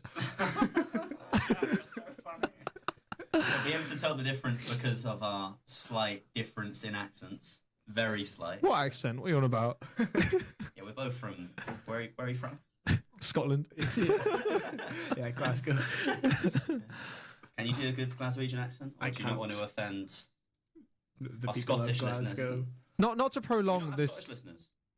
Do we have Scottish listeners? Yeah, do we not? Text in if you're Scottish at 075. I don't know. I feel like the amount that we slander the North, I don't think that we'd get some. but the I north, like the Scottish. The north stops at Carlisle, then it becomes a different magical place. magical. I really like Scotland. I'm a big fan of Scotland. The land of iron brew and deep fried everything. Haggis is quite nice. I must say. I was very impressed with haggis. You know what's also nice? I'm scared. Is it iron brew? The city of Edinburgh. Edinburgh is gorgeous. Edinburgh's really nice. I've never been. Yeah, we need to go next year. Easter Road. I mean, I we'll went- watch. We'll watch a game there. I've It's been to Easter Road. good ground. Very good. Yeah, Yeah. very impressed. Have you ever been to Parkhead? No. You need to go there. What is Parkhead? Celtic Stadium. Is What? that what it's called? No, it's Celtic called Celtic Park. Yeah, in the same way Juventus Stadium's called Juventus Stadium. Oh. Parkhead's what it was called before they renamed it. Oh, I It's was what only it's still. calling. It's like calling the bowling ground Upton Park. It's Yeah. technically the bowling ground, but People call Oh, it. right. Okay. Is anyone like really cautious? Like anyone dreading what Tottenham's new stadium could be called? Because I think they've openly said that they're just going to give the naming rights to whoever is the highest bidder. I pray that it is like KFC no, or. well, when West Ham did that, they ended up turning it down because the highest bidder was Tesco. The Tesco Direct Olympic Stadium. They could have I can imagine West Ham's actual negotiation tactic. That I mean, Tesco's not great. Could you make it like a little Metro or something? buying your halftime pint and like, scan your club card. At the same time. Yeah, or you could use it to get access to the stadium. If you get 20,000 club card points, you get a free ticket. Can you imagine the Tesco meal deal being sold inside the West Ham Stadium? Honestly, I would buy season tickets. That's a dream. How much are West Ham season tickets? If you're under 21, like 200. If you're What? an adult, I think the cheapest I'm looking at is 320. Are you impressed at how low that is? You? Yeah, that's good. It's Well, the well. cheapest in the league. Gone. My Forest season ticket, 50 quid. Forest, though. Okay, No right. offense. Well, that was uncalled Yeah. for. Premier Right. League team who I live in distance to. Join the waiting Commutable list distance. Why haven't you got a season ticket? Why don't you? Why? because I'm on the waiting list. I've been okay. offered. Haven't been offered. I've been told I'm like at the front of the list for next season. So if enough people don't renew, I'll get one. I'm sure enough people But will I've cancel. been on the list for 3 years. So I was on Arsenal season ticket waiting list for 8 years, and we Yeah, got but it I mean, back. Don't you have to pay to be on that waiting list? You get the money back. You Yeah. pay £10. yeah, it's a tenner. Just Yeah, and then you Alright, get it okay. back. So yeah. I put my name on the list when they announced the stadium move, and Oh, okay. I've still managed to. So they went from 35,000 to like 60,000, so 25,000 people there, and then 2 years worth of renewals, and I still haven't got one. Yeah. Odd, I'm just trying. oddly I just impressive. had a moment of inspiration. You know what you were saying about what you're terrified of what Tottenham's ground's going to be. Yeah. I'd like an Arsenal fan to make the highest bid. Just call it. I don't know. Yeah, the Thierry Henry Stadium. yeah. No, actually, no, I'm trying to. Is there a figure Tottenham fans hate more than Thierry Henry? In fact, there are some Sol people. Campbell. No, the Sol Campbell Stadium. Yep, that would be perfect. I've got a lot of ideas in my head. I don't think a lot yeah, I of them can't are say any. radio friendly at all. Yeah. Let your imagination run wild with what it could be. But I know this gets recorded again, so I don't want That's why we need to disband from the union to. For the student union. Are you For that sole reason. so that we can swear on the radio. The Sporting Wexit.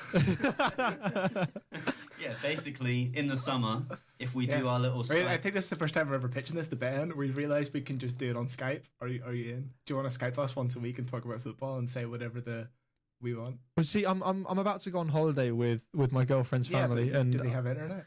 I don't know.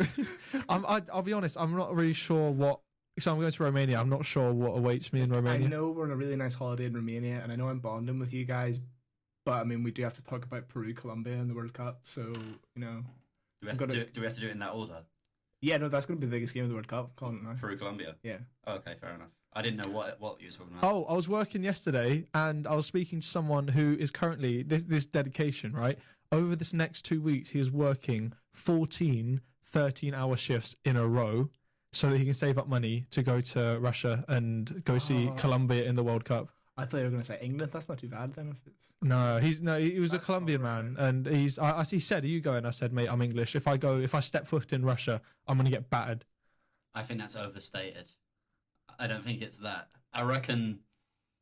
Did you not Is it see the bad? pictures? No, is it? I reckon if you walk around with like an England shirt all day, it's probably an unnecessary risk. But I do think England fans, there's this bad thing where like England fans start on people, get battered, and then the British press are like, "Oh, we're being targeted again by those ruddy people." And I it's mean, like, the thing is, pull off South American just by no. I was about to say, I think I could wear pretty much any like Southern Hemisphere shirt in the world. And I will pass for that country. Which, I told people that I was half Thai yesterday. They didn't believe me. They said someone thought I was from Syria, which I don't know how to feel about That's that. such a specific suggestion. Yeah. Are you Syrian? I don't. I think it becomes less about kind of like race and color and more about kind of like I don't know. I don't know. If Vibe. like a guess. yeah.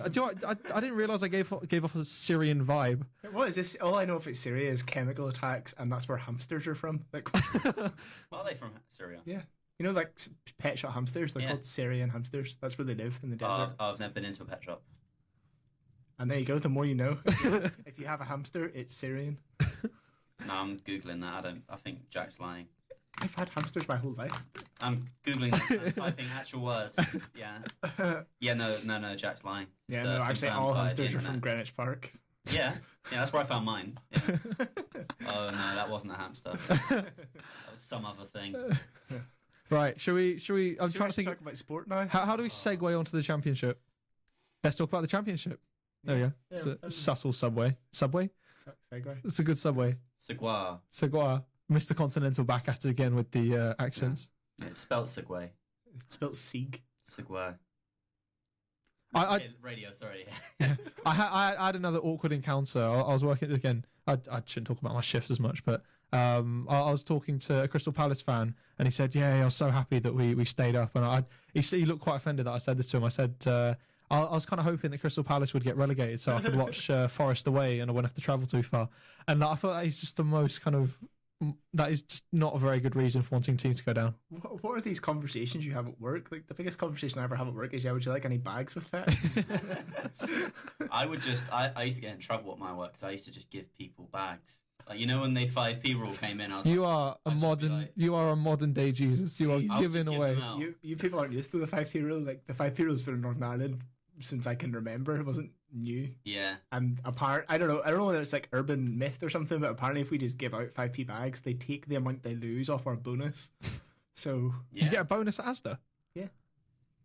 Well, I don't get much because I only work 4 months of the year, but yeah. And you give away bags constantly. Do you get like a food bonus? Do you get like they send you 10% off? 10%. Yeah. Well, 10% off everything, 20% if you're going to eat it in store. Why are we talking about Asda's policy? Championship, because it's more. Well, next season you'll be. That's the thing. You guys. You'll be a season ticket holder at the Asda Stadium. Should be talking about so I'll get. Do you think you get 10% off a season ticket if Asda get the naming rights for the stadium? Probably not. Can I have a pint of Carlsberg? Yeah, here's my staff discount card. But something championship. Yeah, Ben. Right. Okay. I'm gonna blast through this because clearly these two aren't too fast. I'm just gonna say right because again I'm kind of still feeling the afterglow from our little sporting week trip to Cravendale Cottage as we've now referred to it. Derby County. I feel like I should kind of at least try to project some level of objectivity onto my analysis, but I can't help it. Derby County still in the championship. Hallelujah. I mean, okay, so Wolves, we've obviously said brilliant season for them. I think they'll do quite well. Cardiff as well, making it by the skin of their teeth. Fulham, as you said, the unbeaten run came to the end there. Fulham, Aston Villa, I think rightly so, number 3rd and 4th get the playoff. Yeah. What do you guys think of that? I mean, who do you think is going to make it through out of Fulham and Aston Villa? I like Fulham more, so Fulham will win. That is how football works. Right, okay. Aston Villa, because I think they're a better suited to the Premiership. They've got a better squad. Yeah. And here's what I'll say about Steve Bruce. He knows how to get championship teams promoted. And the Fulham manager, I'd say he's probably a better manager. He's probably got a higher ceiling in terms of the style of football he's trying to play. But, I still think... you're both saying Villa, right? I'll just say Fulham to give a different answer. I'm not sure I believe it. I just want it to be true. See, I've watched quite a bit of Aston Villa this season, and I can't stress how integral John Terry has been to that dressing room. He has been just a catalyst for something I feel that was building there for a while. Did you hear about his new contract today? No. He's asked. He's going to get a new contract, but he's asked not to have to play against Chelsea. That's so weird. I respect that. I was literally going to say, I hope Aston Villa go up so he can score against Chelsea. Yeah. No, well, like Frank Lampard scored a winner against Chelsea for Man City. He was respectful about it though. Do your job. That's it. Yeah, do your job, but be respectful when you do it. That's weird. You're a footballer. That thing he did where he insisted on being subbed off at the 26th minute because he wasn't 26th. That was weird. That was mad. It was so weird. And it's like, imagine having the nerve to say, stop the game at the 26th minute. Not just the Chelsea players and staff, but who are they playing? Crystal Palace, I think. Yeah, Crystal Palace, whoever it was, yeah. They formed like an arch for him to walk through, like clapping. Do we know that came from John Terry, though? I can't imagine he asked for that to happen. If anyone's going to ask for that, I would imagine it's John Terry. Yeah. No, I think he was quite open. I don't know. Basically, I know he asked to come off after 26 minutes, but the ball didn't go off the pitch, so he actually didn't get off till like the 29th. I don't know. No, that's the romance of it, though. No. I mean, you can't have a romance for the most dislikable man in English football. Okay, yeah, to Chelsea fans anyway. But I think for us growing up, we're not going to see this type of player again. I don't think that's true. Why though? I don't think that's going to. Okay, nowhere to the same extent. We won't see that long Wenger Ferguson-esque spell. But players, it will always happen every now and then that a player who supports a club will end up playing them. Nowhere near as frequently though. The thing is, we've seen over the past 5 years the amount of players that have left their lifelong clubs, especially in England. I don't see it. Okay, maybe on the off occasion, but it's They're not going to happen look as much. so stupid in 20 years when Declan Rice stays in West Ham for his whole career, wins the Champions League with them, then captains Ireland to the World Cup, Right. and then becomes my mate. Me and him drink pints. when he gets named player manager, will he like give you a job? Yeah, this is my mate Jack. He'll be our centre back for the evening. So you do. He's so probably you gonna, agree no, with- what's probably going to happen is he'll be really good next season, and he'll end up playing for England. I Who- think that's going to happen. I can't remember who it was. David Gold said, The dildo. yeah, Right. one of the dildos said that he hopes Declan Rice has a long and successful England career. Yeah. Declan Rice Oh, I has remember that played one. for Ireland. Yeah. Yeah, the thing is, he hasn't played in a competitive game, No. and the language he was using, I was listening to like the Second Captains podcast, this like sort of famous Irish football podcast. They do like all sports. It's almost as good as this. It's really Almost, good. Yeah, right. and, Like this, but with 100% more Irish. And they're getting essentially, paid. Yeah, essentially. And basically, they're talking about Declan Rice for about half an hour and how he was so evasive with the questions. They were like, "Oh, do you see yourself playing for Ireland for the rest of your life?" And Declan Rice would be like, "For now, it's a great honor." And like he tempered everything with like Yeah. a sort of maybe. He's as Irish as Tony Cascarino was Irish. Like, No, Tony Cascarino wasn't he? I think his adoptive grandfather was Irish. was Irish. No, so basically his dad who adopted him, his dad was Irish. Yeah. So he's of no blood relation to Ireland. I think if you're going to do that rule, like the sort of granny rule, it should also include people who've been adopted. But like, it's not fair to go like, if he wants to play for Ireland, I think he should. But Ireland's team now is like, I think you made a joke about they're all from Essex. Like they're actually all from Essex. It's a good country to Always play has for. been though. Like even mid 2000s, like Matt Holland wasn't actually Irish. Kevin Kilbane, when I heard him talk about 2 years ago on BBC, I was Scouse, like, isn't he? what? Yeah, I thought he was. I just presumed he was Irish. Who else? There was not Clinton Morrison wasn't Irish. Yeah, no, he sounds proper like London, doesn't he? Yeah. Mm. So there's people that realised they weren't going to get a call up for England, but then I think Declan Rice thinks he might get a call up for England now. Yeah. I feel like so many people in like Britain, they've got links to pretty much every other country in the United Kingdom anyway. So I Yeah. just want to say while we're on this topic, if you're listening, Declan, you're going to lose out on a first name basis here. when you leave West Ham and switch allegiances to England, you're missing out on a great friendship. He's devastated. You're not missing out on much. Don't worry. No, but I reckon the best player who could play for Ireland if they wanted to is, or certainly best young player with potential is Charles McGuane. And I know that means nothing to no one. Barcelona bought him off Arsenal in January, and he featured a few times in the Cup for their first team this year. And in Barcelona, they have a B team in the second league. They were playing him. He's like a sort of ball-winning defensive midfielder. I think he could play for England or Ireland and one other country that I'm forgetting. But I do love the idea of Ireland international Barcelona player. Wow. It's just like, I think it needs to happen. See, the thing with the Irish FA are getting quite strict on it because they did it with Jack Grealish, where if someone is young and Ireland try to call them up and they say, well, I'm going to wait and see if England call me up first, and then if they don't, I'll come back to you, they just say no. Yeah, they should, yeah. So Jack Grealish has got to the point now where Ireland don't want him anymore and he's not good enough for England, so he's probably never going to play international football. I think that's fair. So that's how they're trying to pressure young players into it, because they risk falling into that situation.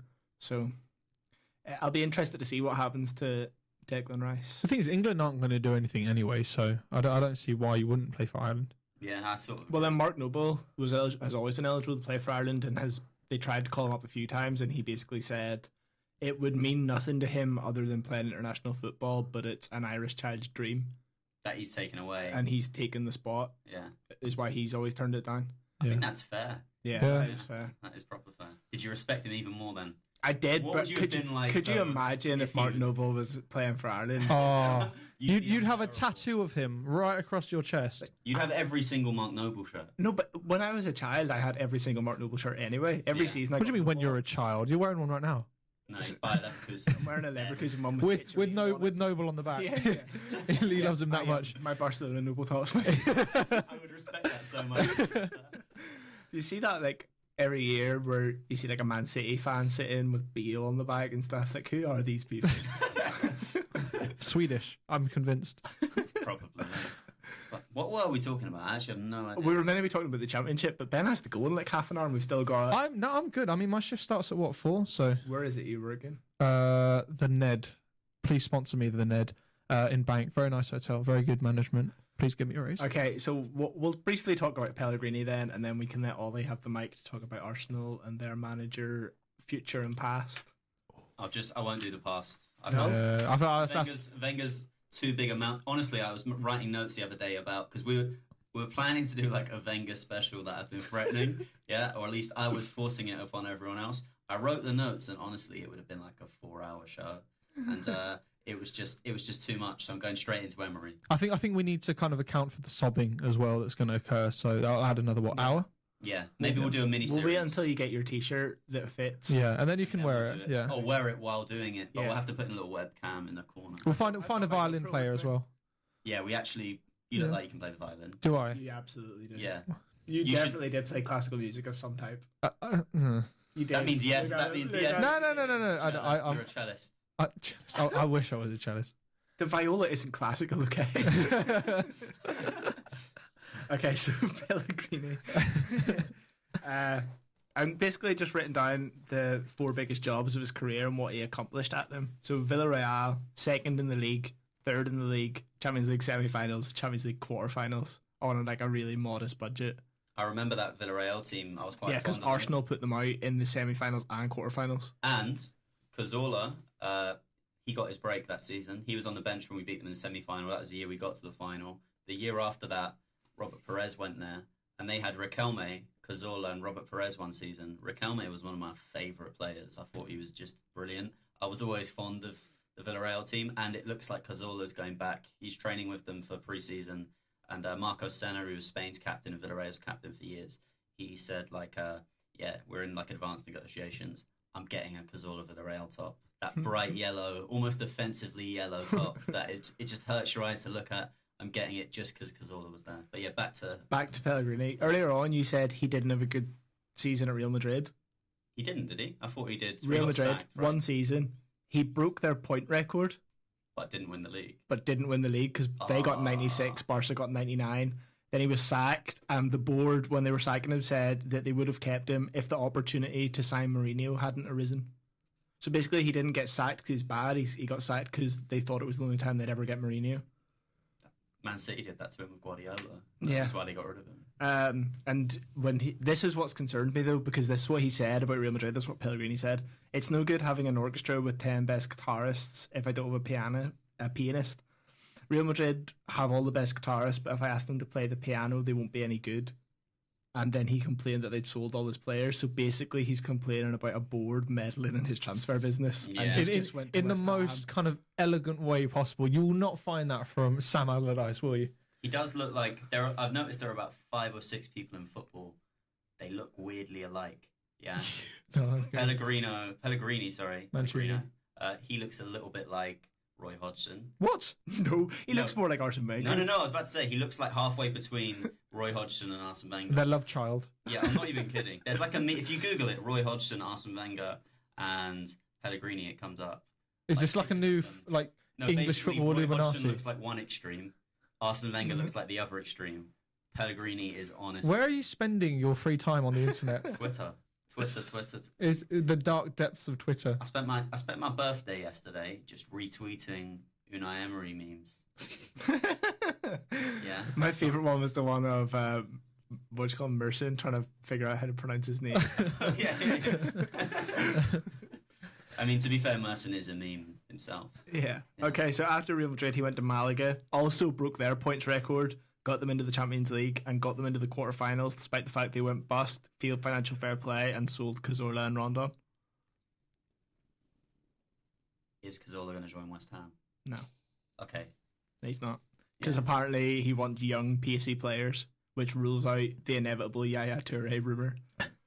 Oh, wow. You could so full on see Yaya Toure pull on a West Ham top. Yeah. But apparently Pellegrini wants young, pacey players. That makes sense. Toure is neither. Which is why we're going to sign him and play him right back. I mean, do you think he'll be given... Do you think because of his prestige as a manager, and he has certainly got that, he's won league titles, etc., he's done well basically every club he's been at, you think the Dildo Brothers will say you choose who you want to buy? I think he wouldn't have taken the job if they didn't. No, but how are they? The thing is, they're a club governed by like the promises of the board.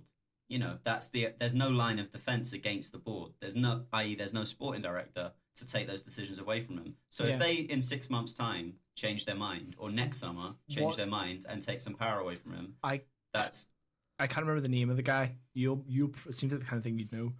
Leicester and Liverpool, like Scout, signed all Leicester's good players for their title winning season. Oh, he went to Everton, right? Yeah. Steve Walsh. Apparently he's being lined up as the director of football. He got sacked by Leicester last week. Makes sense. By Everton last week, because they bought loads of bad players. And the thing is, he went to Everton, and apparently when he first got there, he just recommended they buy loads of Leicester players. And then he tried to get a few other ones from across Europe, and they didn't really work. And that's a common thing with these like recruitment guys. When they change clubs, they just buy former players they bought. Like this guy at Arsenal, Sven Mislintat, we were all excited. He's going to find some gems. He's bought Henrik Mkhitaryan, Pierre-Emerick Aubameyang. It looks like we're going to get Socrates off Dortmund. And he identified Mavropanos when he was at Dortmund, but just bought him when he arrived at Arsenal.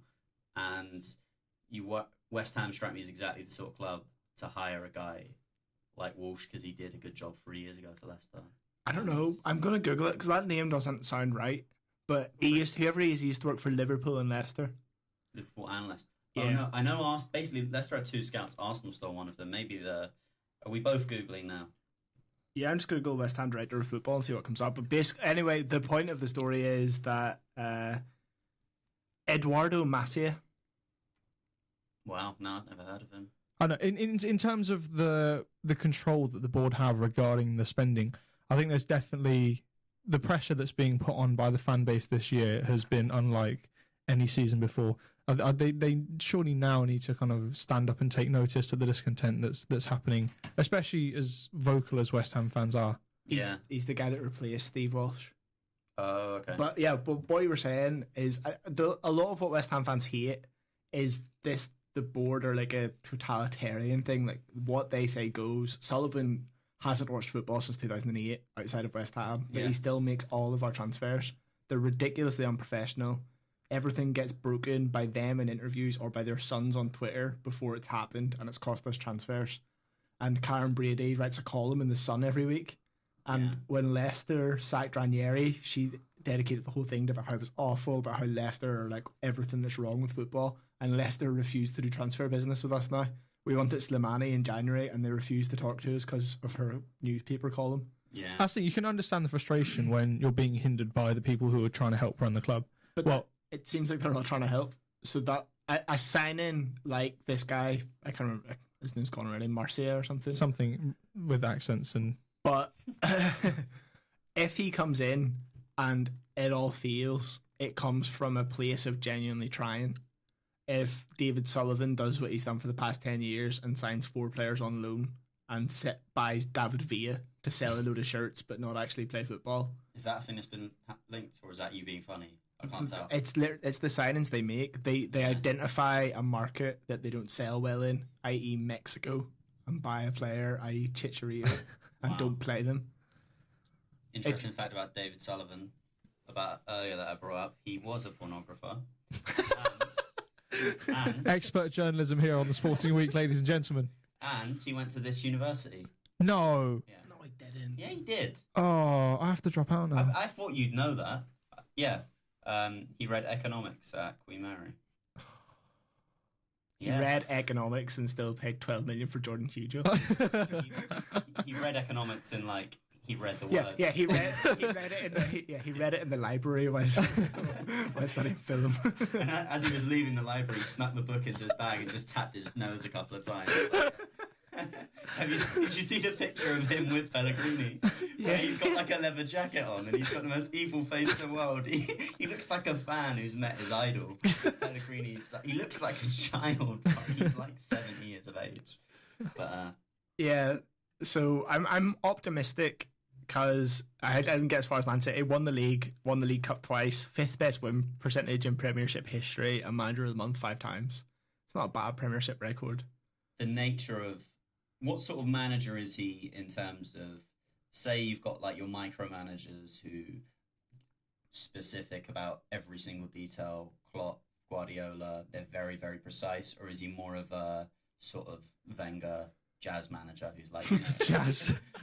I've never heard Wenger be described as jazz. Well, Arsenal fans called him like jazzy for years. Like it was a description of him. It was all jazz. It was basically like freeform. Is he the sort of guy who says, "Go out and express yourselves"? No, he has a philosophy that he sticks to. I don't know what he's like with players. Oh, no, that in of itself is sort of a philosophy. Like Wenger, he'd be specific with instructions for like final third players, but most of the time he just said, like express yourself, stuff like that. It wasn't like Guardiola. It was like, yeah, express yourself, but follow these 40 instructions as well. It's actually kind of similar to the football Guardiola's playing. The stuff he tried to get him to play at City was the same, where it's you get it into the final third and then work an angle until you kind of know you're going to score. Yeah. Where it's a lot of passing, short passing and movement and high pressing. Do you think what does that do for Arnautovic, do you think? Is it his movement's really clever. Yeah, because I know he managed Dzeko very, very well, Pellegrini. So yeah, I imagine they're similar-ish. Is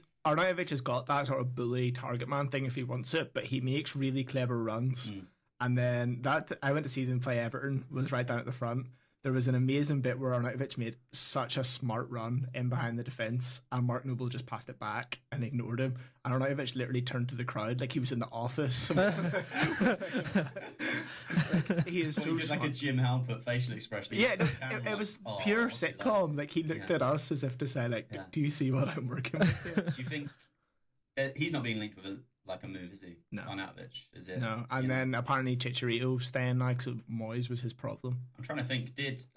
Pellegrini? He did play with Dzeko and Aguero together a lot. So yeah, he plays 2 strikers. So I actually think that's going to make a comeback this year, purely because there are lots of teams with 2 good strikers at the moment, and lots of teams who have not a single good striker. There's like this no middle ground at the moment. Like you look at United, they've got 2 good strikers. City 2 good strikers. Arsenal 2 good strikers. West Ham 2 good strikers. I think it's coming back. I think it's going to be a my thing. main hope for Pellegrini is that he's got the name value to stop Lanzini leaving after he has a banging World Cup. Because he's going to. He's so good. Yeah. How old is he? Not old. 26 maybe. Oh, fair enough. Yeah. But I think he's going to have a breakout World Cup the way Payet had a breakout Euros. And I'm just hoping we can keep him happy and stay. Otherwise he's going somewhere big. Has he been linked with anyone in the Premier League? Liverpool for years, but they don't need him anymore. Fair enough. It's always been Liverpool, but this year they've changed the way they play. But someone like that. But I'm hoping he's got the name value to keep him. Do you think, can you see it lasting long term, or do you not trust anything? I think he's too old for it to be long term, but maybe 3 years. Yeah, that'd be great. See out his contract. Yeah. Stabilise the club a bit. Maybe see out Sullivan's lifetime. Yeah. 400 years. That man will not die. He's not going to die. He's not the dying type. He's got 2 sons who are just the exact same as Are they going to inherit the club? Yeah, one of them is already at like 18 chairman of West Ham Ladies to get him prepared for being a football chairman for when his dad dies. I've got an image of what That's so disrespectful to women. Yeah, he's chairman of West Ham Ladies. He's 18. Yeah, that's ridiculous. Jack Sullivan, he's called. He's the one that when we tweeted Shamak before the club officially announced it. You bought Shamak? No. Yeah, years ago. Yeah. We bought. Maybe it was a loan, but we took him for a year anyway.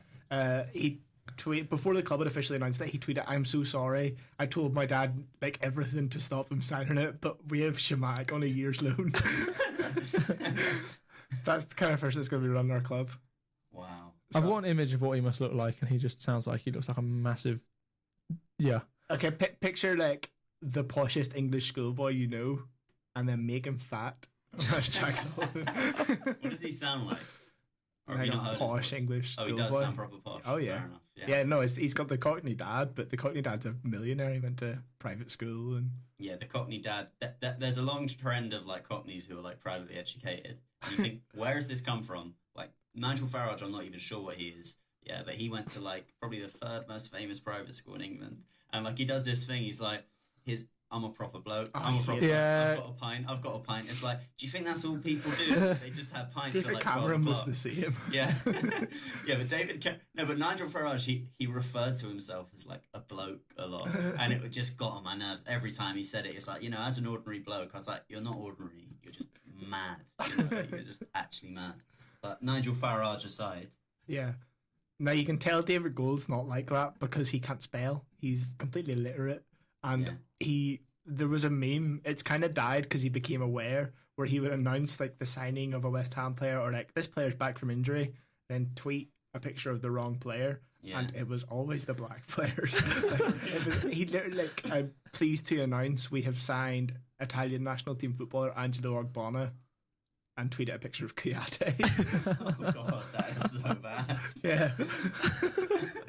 Nothing surprises me about why. Didn't you lot sack someone last season? Yeah, Tony Henry, because he refused to sign African players because they cause mayhem. Oh my god, West Ham is such a Jack, I know you're pleased about Pellegrini. It's not going to last. No, but that's why I'm pleased, because he's so boring and he's so rigid. Did you hear on the Totally Football show about his press conferences? They were talking about yeah. He just doesn't answer any questions. He doesn't open up any at all. I think that's what we need. We need someone who's going to see this circus, see the board going crazy, see the fans throwing coins at old people, and go, that's not my problem. What's on the pitch is my problem. Sorry, West Ham stories are always the best stories. I don't think that's going to be replicated for years when your captain choke slams a fan. He's got on such the a pitch. track record of. It's beautiful though. It really is something beautiful just to watch. Kind of Mark Noble lose his. I think Mark Noble was as mad as every other West Ham fan this season, and that's why this season he'd never really been violent. This season he started a fight with Paul Pogba, Moussa Sissoko, a fan on the pitch. Like he's just all of a sudden got this. Who's the other one? He was French. Kabay. Did he get? There was a picture of him like pushing 3 French people, and it was like hard Brexit, Noble. Did you see the meme the other day? I know you have. Have you seen it, Ben? Of basically Joe Hart and Jack Wilshere are in a swimming pool, and Joe Hart's pointing at him and screaming, and he's like, "We don't need them. We'll make our own England. It'll be called New England." Yeah. Okay, so what do you think of? Speaking of Jack Wilshere, new contract under Emery. No, it looks like he is going to stay. They've reckoned for a few weeks he's going to stay. Ramsey's made no indication of wanting to sign. He's always wanted to go abroad. Apparently, I saw a few things about Juventus being interested. I think he's of that. I think he's of that level, which is probably he's not like Barcelona, Real below Madrid, Barca, Real Madrid, but Atletico, Juventus, clubs like that. Clubs of European prestige, slightly below that. He's always wanted to go abroad. I think that's going to happen, and there is this sort of dilemma. A lot of Arsenal fans are weirdly unwilling to confront about Ramsey and Ozil. You can't build a team around 2 players. You got to build it around one. Both of them are positionally indisciplined, so you've got to make an ugly decision about one of them. And I think that Arsenal are going to have to take 40 million, 50 million for Ramsey. And that's steep. No, I think that's how much he'll go for. I think he'll. Yeah, I mean. Probably not 50, that's a bit much. Probably we're talking 35, 40 million. That's the sort of amount he goes for. I don't know about that. Especially not Juventus. They're not really in the habit of spending big. I think he'll get it, though, just because he's an international footballer. He's a goal-scoring midfielder. I mean, and that's he rare. also plays for the same international team as Neil Taylor.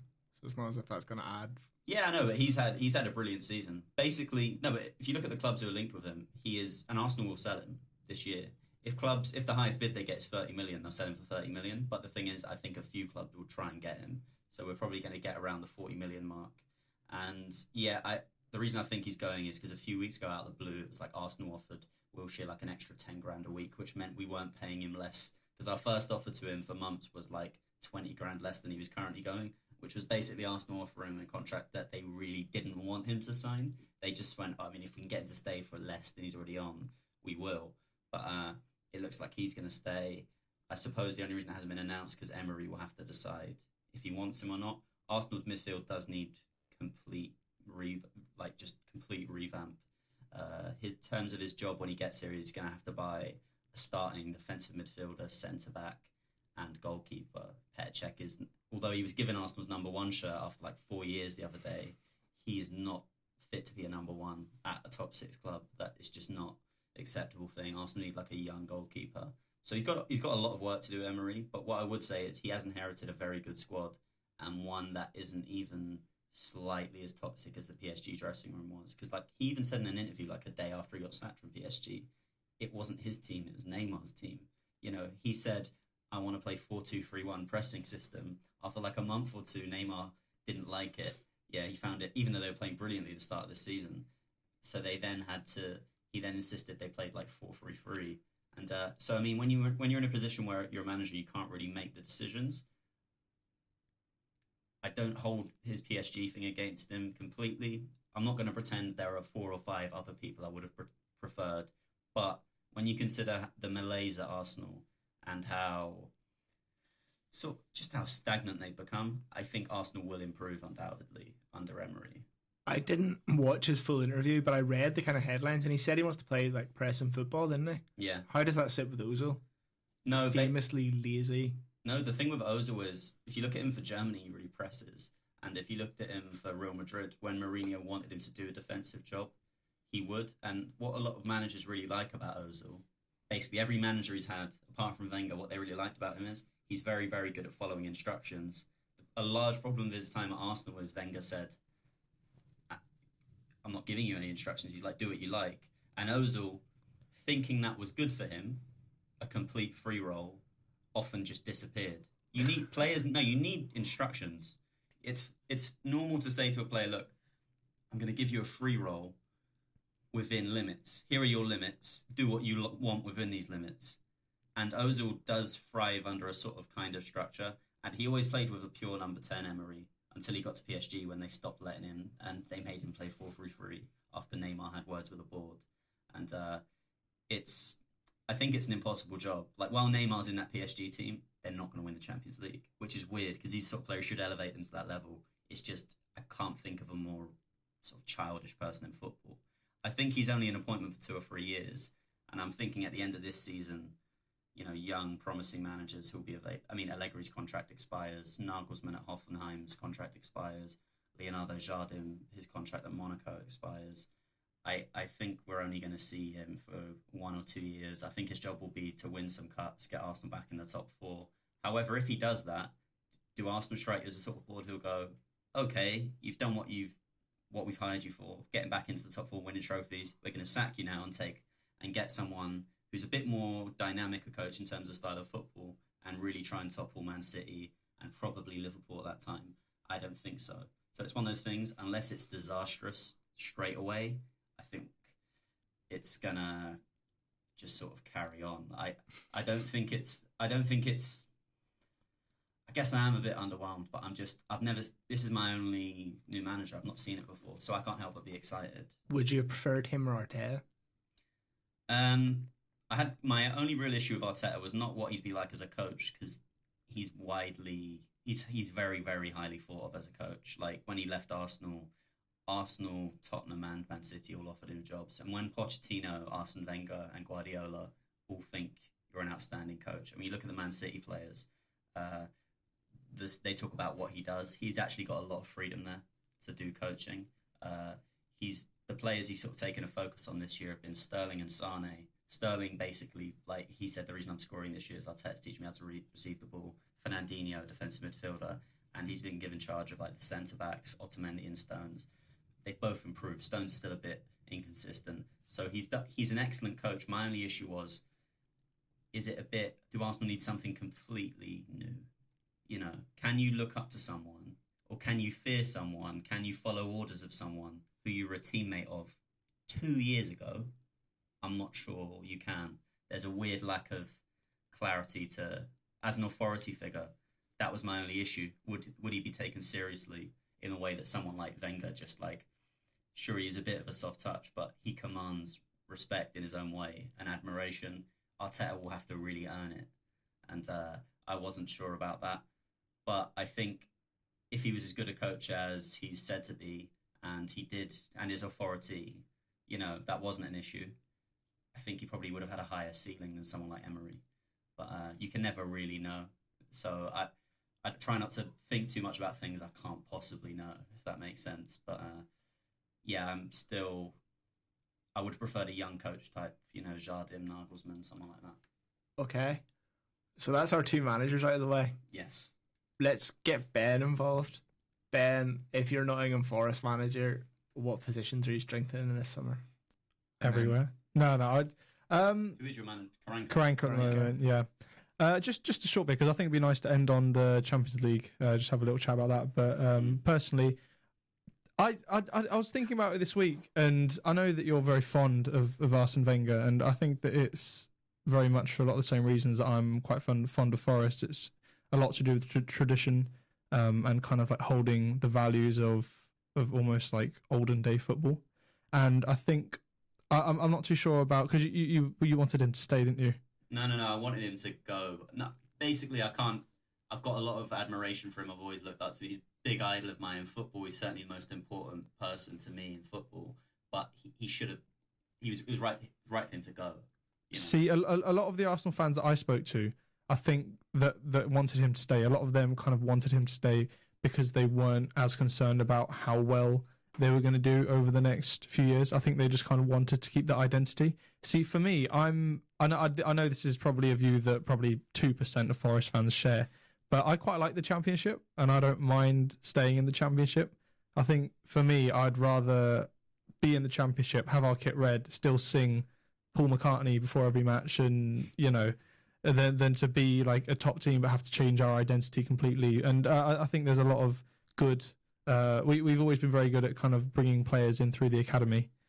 But I don't know. I'm very. No, that makes sense. But I just think once you get like a taste for like success, essentially, it's so hard to let go of. I couldn't imagine the Championship again. The thought of it, like, I think it's because it's all I've ever known, really. So I don't mind it too much. I don't know. It's because it's all you've ever known. Like with Wenger, with me, the reason I could never get as angry as people, because bear in mind, I started getting into football just as things started to slightly sour at Arsenal, as in we were leaving Highbury. We were still a brilliant team at this point, but things were just on the turn. Bergkamp retired, Perez left, Vieira left, Henri's legs were going on a bit. We were about to change stadium. We were still, I probably got into football around 2004, something like that. But my first... So I've never got as angry at people as, say, who were around for the beginning of Wenger and George Graham's era when Arsenal were winning league titles, just because... You don't know anything different. I don't know anything different, and I feel like that's it. But once I got a taste of trophies this last few years, because I couldn't really remember the last one. Like, I could sort of remember the FA Cup final with United in like 2000. We got battered but won on penalties. Like it was a 0-0. That was like my last real memory of a trophy. Was that 2005? Yeah, and now that I got back into it, this last 2 or 3 years with the FA Cup wins and stuff, it becomes difficult then to say, because you love winning so much, and then seeing how bad you are in the league, it makes it worse. The second you get a taste of, like, I reckon the second you got promoted to the Premier League, even if you got relegated the next year, then that would occupy your thoughts all the time. Like, we need to get back in the Premier League. Yeah, I don't think that's going to happen for a while anyway. So, Frank is good now. Like, he is good, and I think he could do something. The infrastructure's certainly there. The fan base, I think there's already been something crazy like 20,000 season tickets been sold. Yeah. Wow. I don't mean to break your fictional heart, but on Football Manager last night, I battered Forest in the playoffs with my whole team. Well, that's our season over, isn't it? Really, no point even going now, is there? Really? Yeah. I told myself when I complete this essay, I'm going to get this essay that I've been doing for like 4 years now. I'm going to get Football Manager and win the league with Arsenal. I'll do the rebuild. Oh, that's so easy. Yeah, that's easy. The post-Wenger rebuild. No, my best ever success on Football Manager, I was Southampton when they were in League One and promoted 2 years on the bounce. Won the league in my first season, and then we got to the final of the Champions League. That was, if I must say so, if I may, I can't talk. Why am I trying to come up with these lines today? Yeah. I really shouldn't. Basically, I'm not saying I should be a manager, but you're flogging a dead horse when at the end of a 3-hour episode you're talking about Ollie's history on Football Manager. I had one of my best Football Manager successes yesterday. Yeah. With my Hull save, I only started it 2 days ago. I got really into it, so I was starting the Championship. I won the Carabao Cup from the Championship. That's the first time I've ever won a cup from the second tier before, so I was pretty pumped with that. But then I balled the league and had to go up through the playoffs. Coward. Well, we still won the playoffs, though. Nah, Jack, it's not the same. I will hear no bad words about Kamil Grosicki. Wait, what team were you managing? Hull. Why? Yeah, Because I wanted someone in the Championship. Why Hull? They're like the least fashionable team in the Championship. Yeah, that's the whole point. You see yourself in them. Make them cool. make them cool. I think I'll do Fulham. I really like Fulham. The more I think about Fulham, the more I like them. They're probably my second after Arsenal. They're the London team I'm most fond of. The only London team two London teams I really dislike are Tottenham and Chelsea. Crystal Palace I like. West Ham I like in their own mad way. West Ham you like I would watch a documentary about this club. Why? Yeah, exactly. I don't want to ever watch them like play a football match, but like, you know, ignoring the football, yeah, they're entertaining. They're just the most mad club. They actually are. Yeah. That's why I like them. They're great. Yeah. Do you reckon they've always been mad though. Like it's not a recent thing. It's a Golden Sullivan thing from like 2008. I think you should change your crest to just the dildo. Instead of the two hammers, you should get two dildos. That is a meme I've sent Jack, I believe. Oh, really? Yeah. But what were we talking about? Champions League? Yeah, let's finish on that. So I was kind of curious because obviously this is quite a big debate about whether if you support a top Premier League team, whether you want Liverpool to succeed or not. What are your thoughts on that? Do you want Liverpool to win this final? I do, but not because they're English, because they're fun to watch and I don't like Real Madrid. And you, Ollie? I don't care. I hope it's a good match. I really don't care. I mean, if Liverpool lose, I know Liverpool fans. We both know we're in a football team with two Liverpool fans. It would be very funny if they lost for us. It would be. Yeah, and we need to actually arrange a screening where we're all watching it together. But then actually, I'm going to Anfield to watch it. Yeah, is that a thing you can do? Yeah, there's a big TV going there with a few mates, and hopefully we'll get on the pitch if they win. How much do you spend on train tickets a year? No. Someone's driving us, so it's not too bad. Huh? Are you in Liverpool the next day? No, we go back that night. Am I just missing you? UFC Liverpool. No, are I'm you not going? fussed. No, I couldn't get tickets. Sad times. But who do we think's going to win? Real Madrid. Liverpool.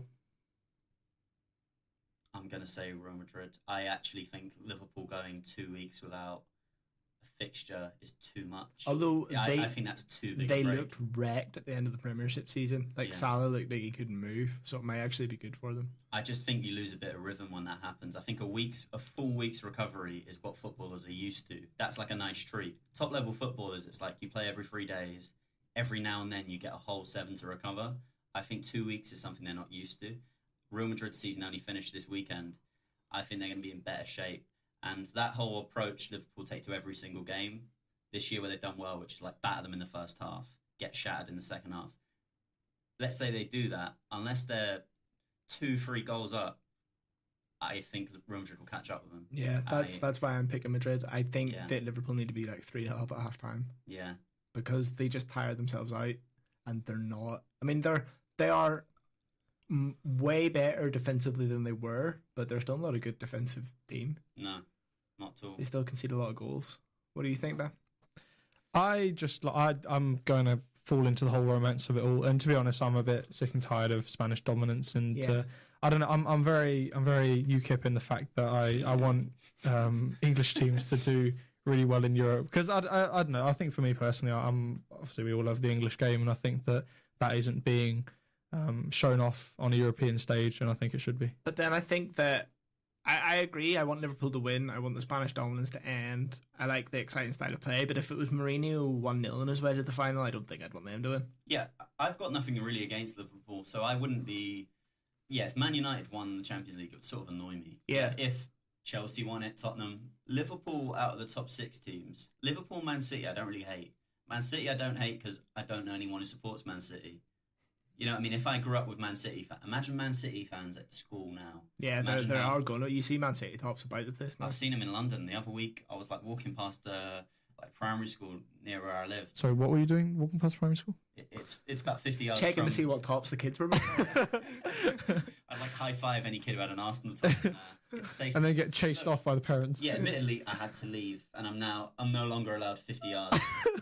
Yeah, 50 yards distance from any child, even my nephew, for 2 years. But ignoring my ban of just being in proximity to children. I'm going to crop that little bit out and send it to any future employer you may try to contact in the future. Yeah, fair enough. Go for it. Go for it. I'll form my own country, and they will. Child protection laws won't be a thing. This is getting very borderline. I think I should maybe step back a bit. Yeah. I mean, this is 3 hours into the show. No one. I am when shattered. this gets uploaded onto YouTube, no one's going to make. No one's going to make it this far, so we're good. Any combination of words now. I just whacked that. That's going to sound bad. For me. But, yeah. No. I am. Are we going to do this 3 hour experiment No. again? I don't want to. I liked it. Okay. It was. I arrived exhausted. Yeah. I am worse now. I feel. I feel perked up. This is good. Yeah. Oh, I feel like we've had more fun today. I feel like because we've had all the time for serious football talk, we could talk nonsense for 20 minutes. Yeah, but like, it is That's a bit much. exhausting. I've got to go do a 7-hour shift now, like as well. You should be unemployed like me. Yeah. Have you tried unemployment? It's actually fun. Yeah, no. I'm waiting till I graduate for unemployment, so I'm good. I'm living off that bursary money for the next 6 months. I've got £700. It's got to last me 7 months. Good old bursary. in London, mate. Yeah. Good luck. Mate, I'm crafty. I know what to do. He's a proper like Cockney. He's proper like crafty. Start pickpocketing people. No, basically at lunchtime, if you go to Senate House, you know the Hare Krishnas who give out free vegetarian curries at lunchtime. Yeah, I've seen those about. Yeah. Yeah, they're really nice. I'm on good terms with them. Do you know if there's any Free like food, they give it to anyone. who's the name of the guy that led all the pickpockets in Oliver Twist? Artful Dodger. Yeah, go find him. You're set. You'd fit Alfred right into Dodger's that the lot. Best kid at pickpocketing, the Fagin. He's the Fagin. old man. See, you strike me as a kind of like Fagin character. Oh yeah, I've got little minions all around the city. Except you're making not allowed stuff within for me. 50. Yeah, I actually my business model's ruined. I'm gonna have to find larger adult minions. Yeah. But, Okay, well, we wrap it up there then. yeah. Yeah. my 2 body's minutes to dead. 3 hours in. Oh, nicely done, guys. Anyone that stuck with us, thanks, and I don't know why. No, wait. Wait. Should we wait till the clock hits 3 so we've actually done 3 hours? Well, I mean, we didn't start until 3:10, so I'm not probably staying not. 10 more minutes, no. Goodbye. Bye.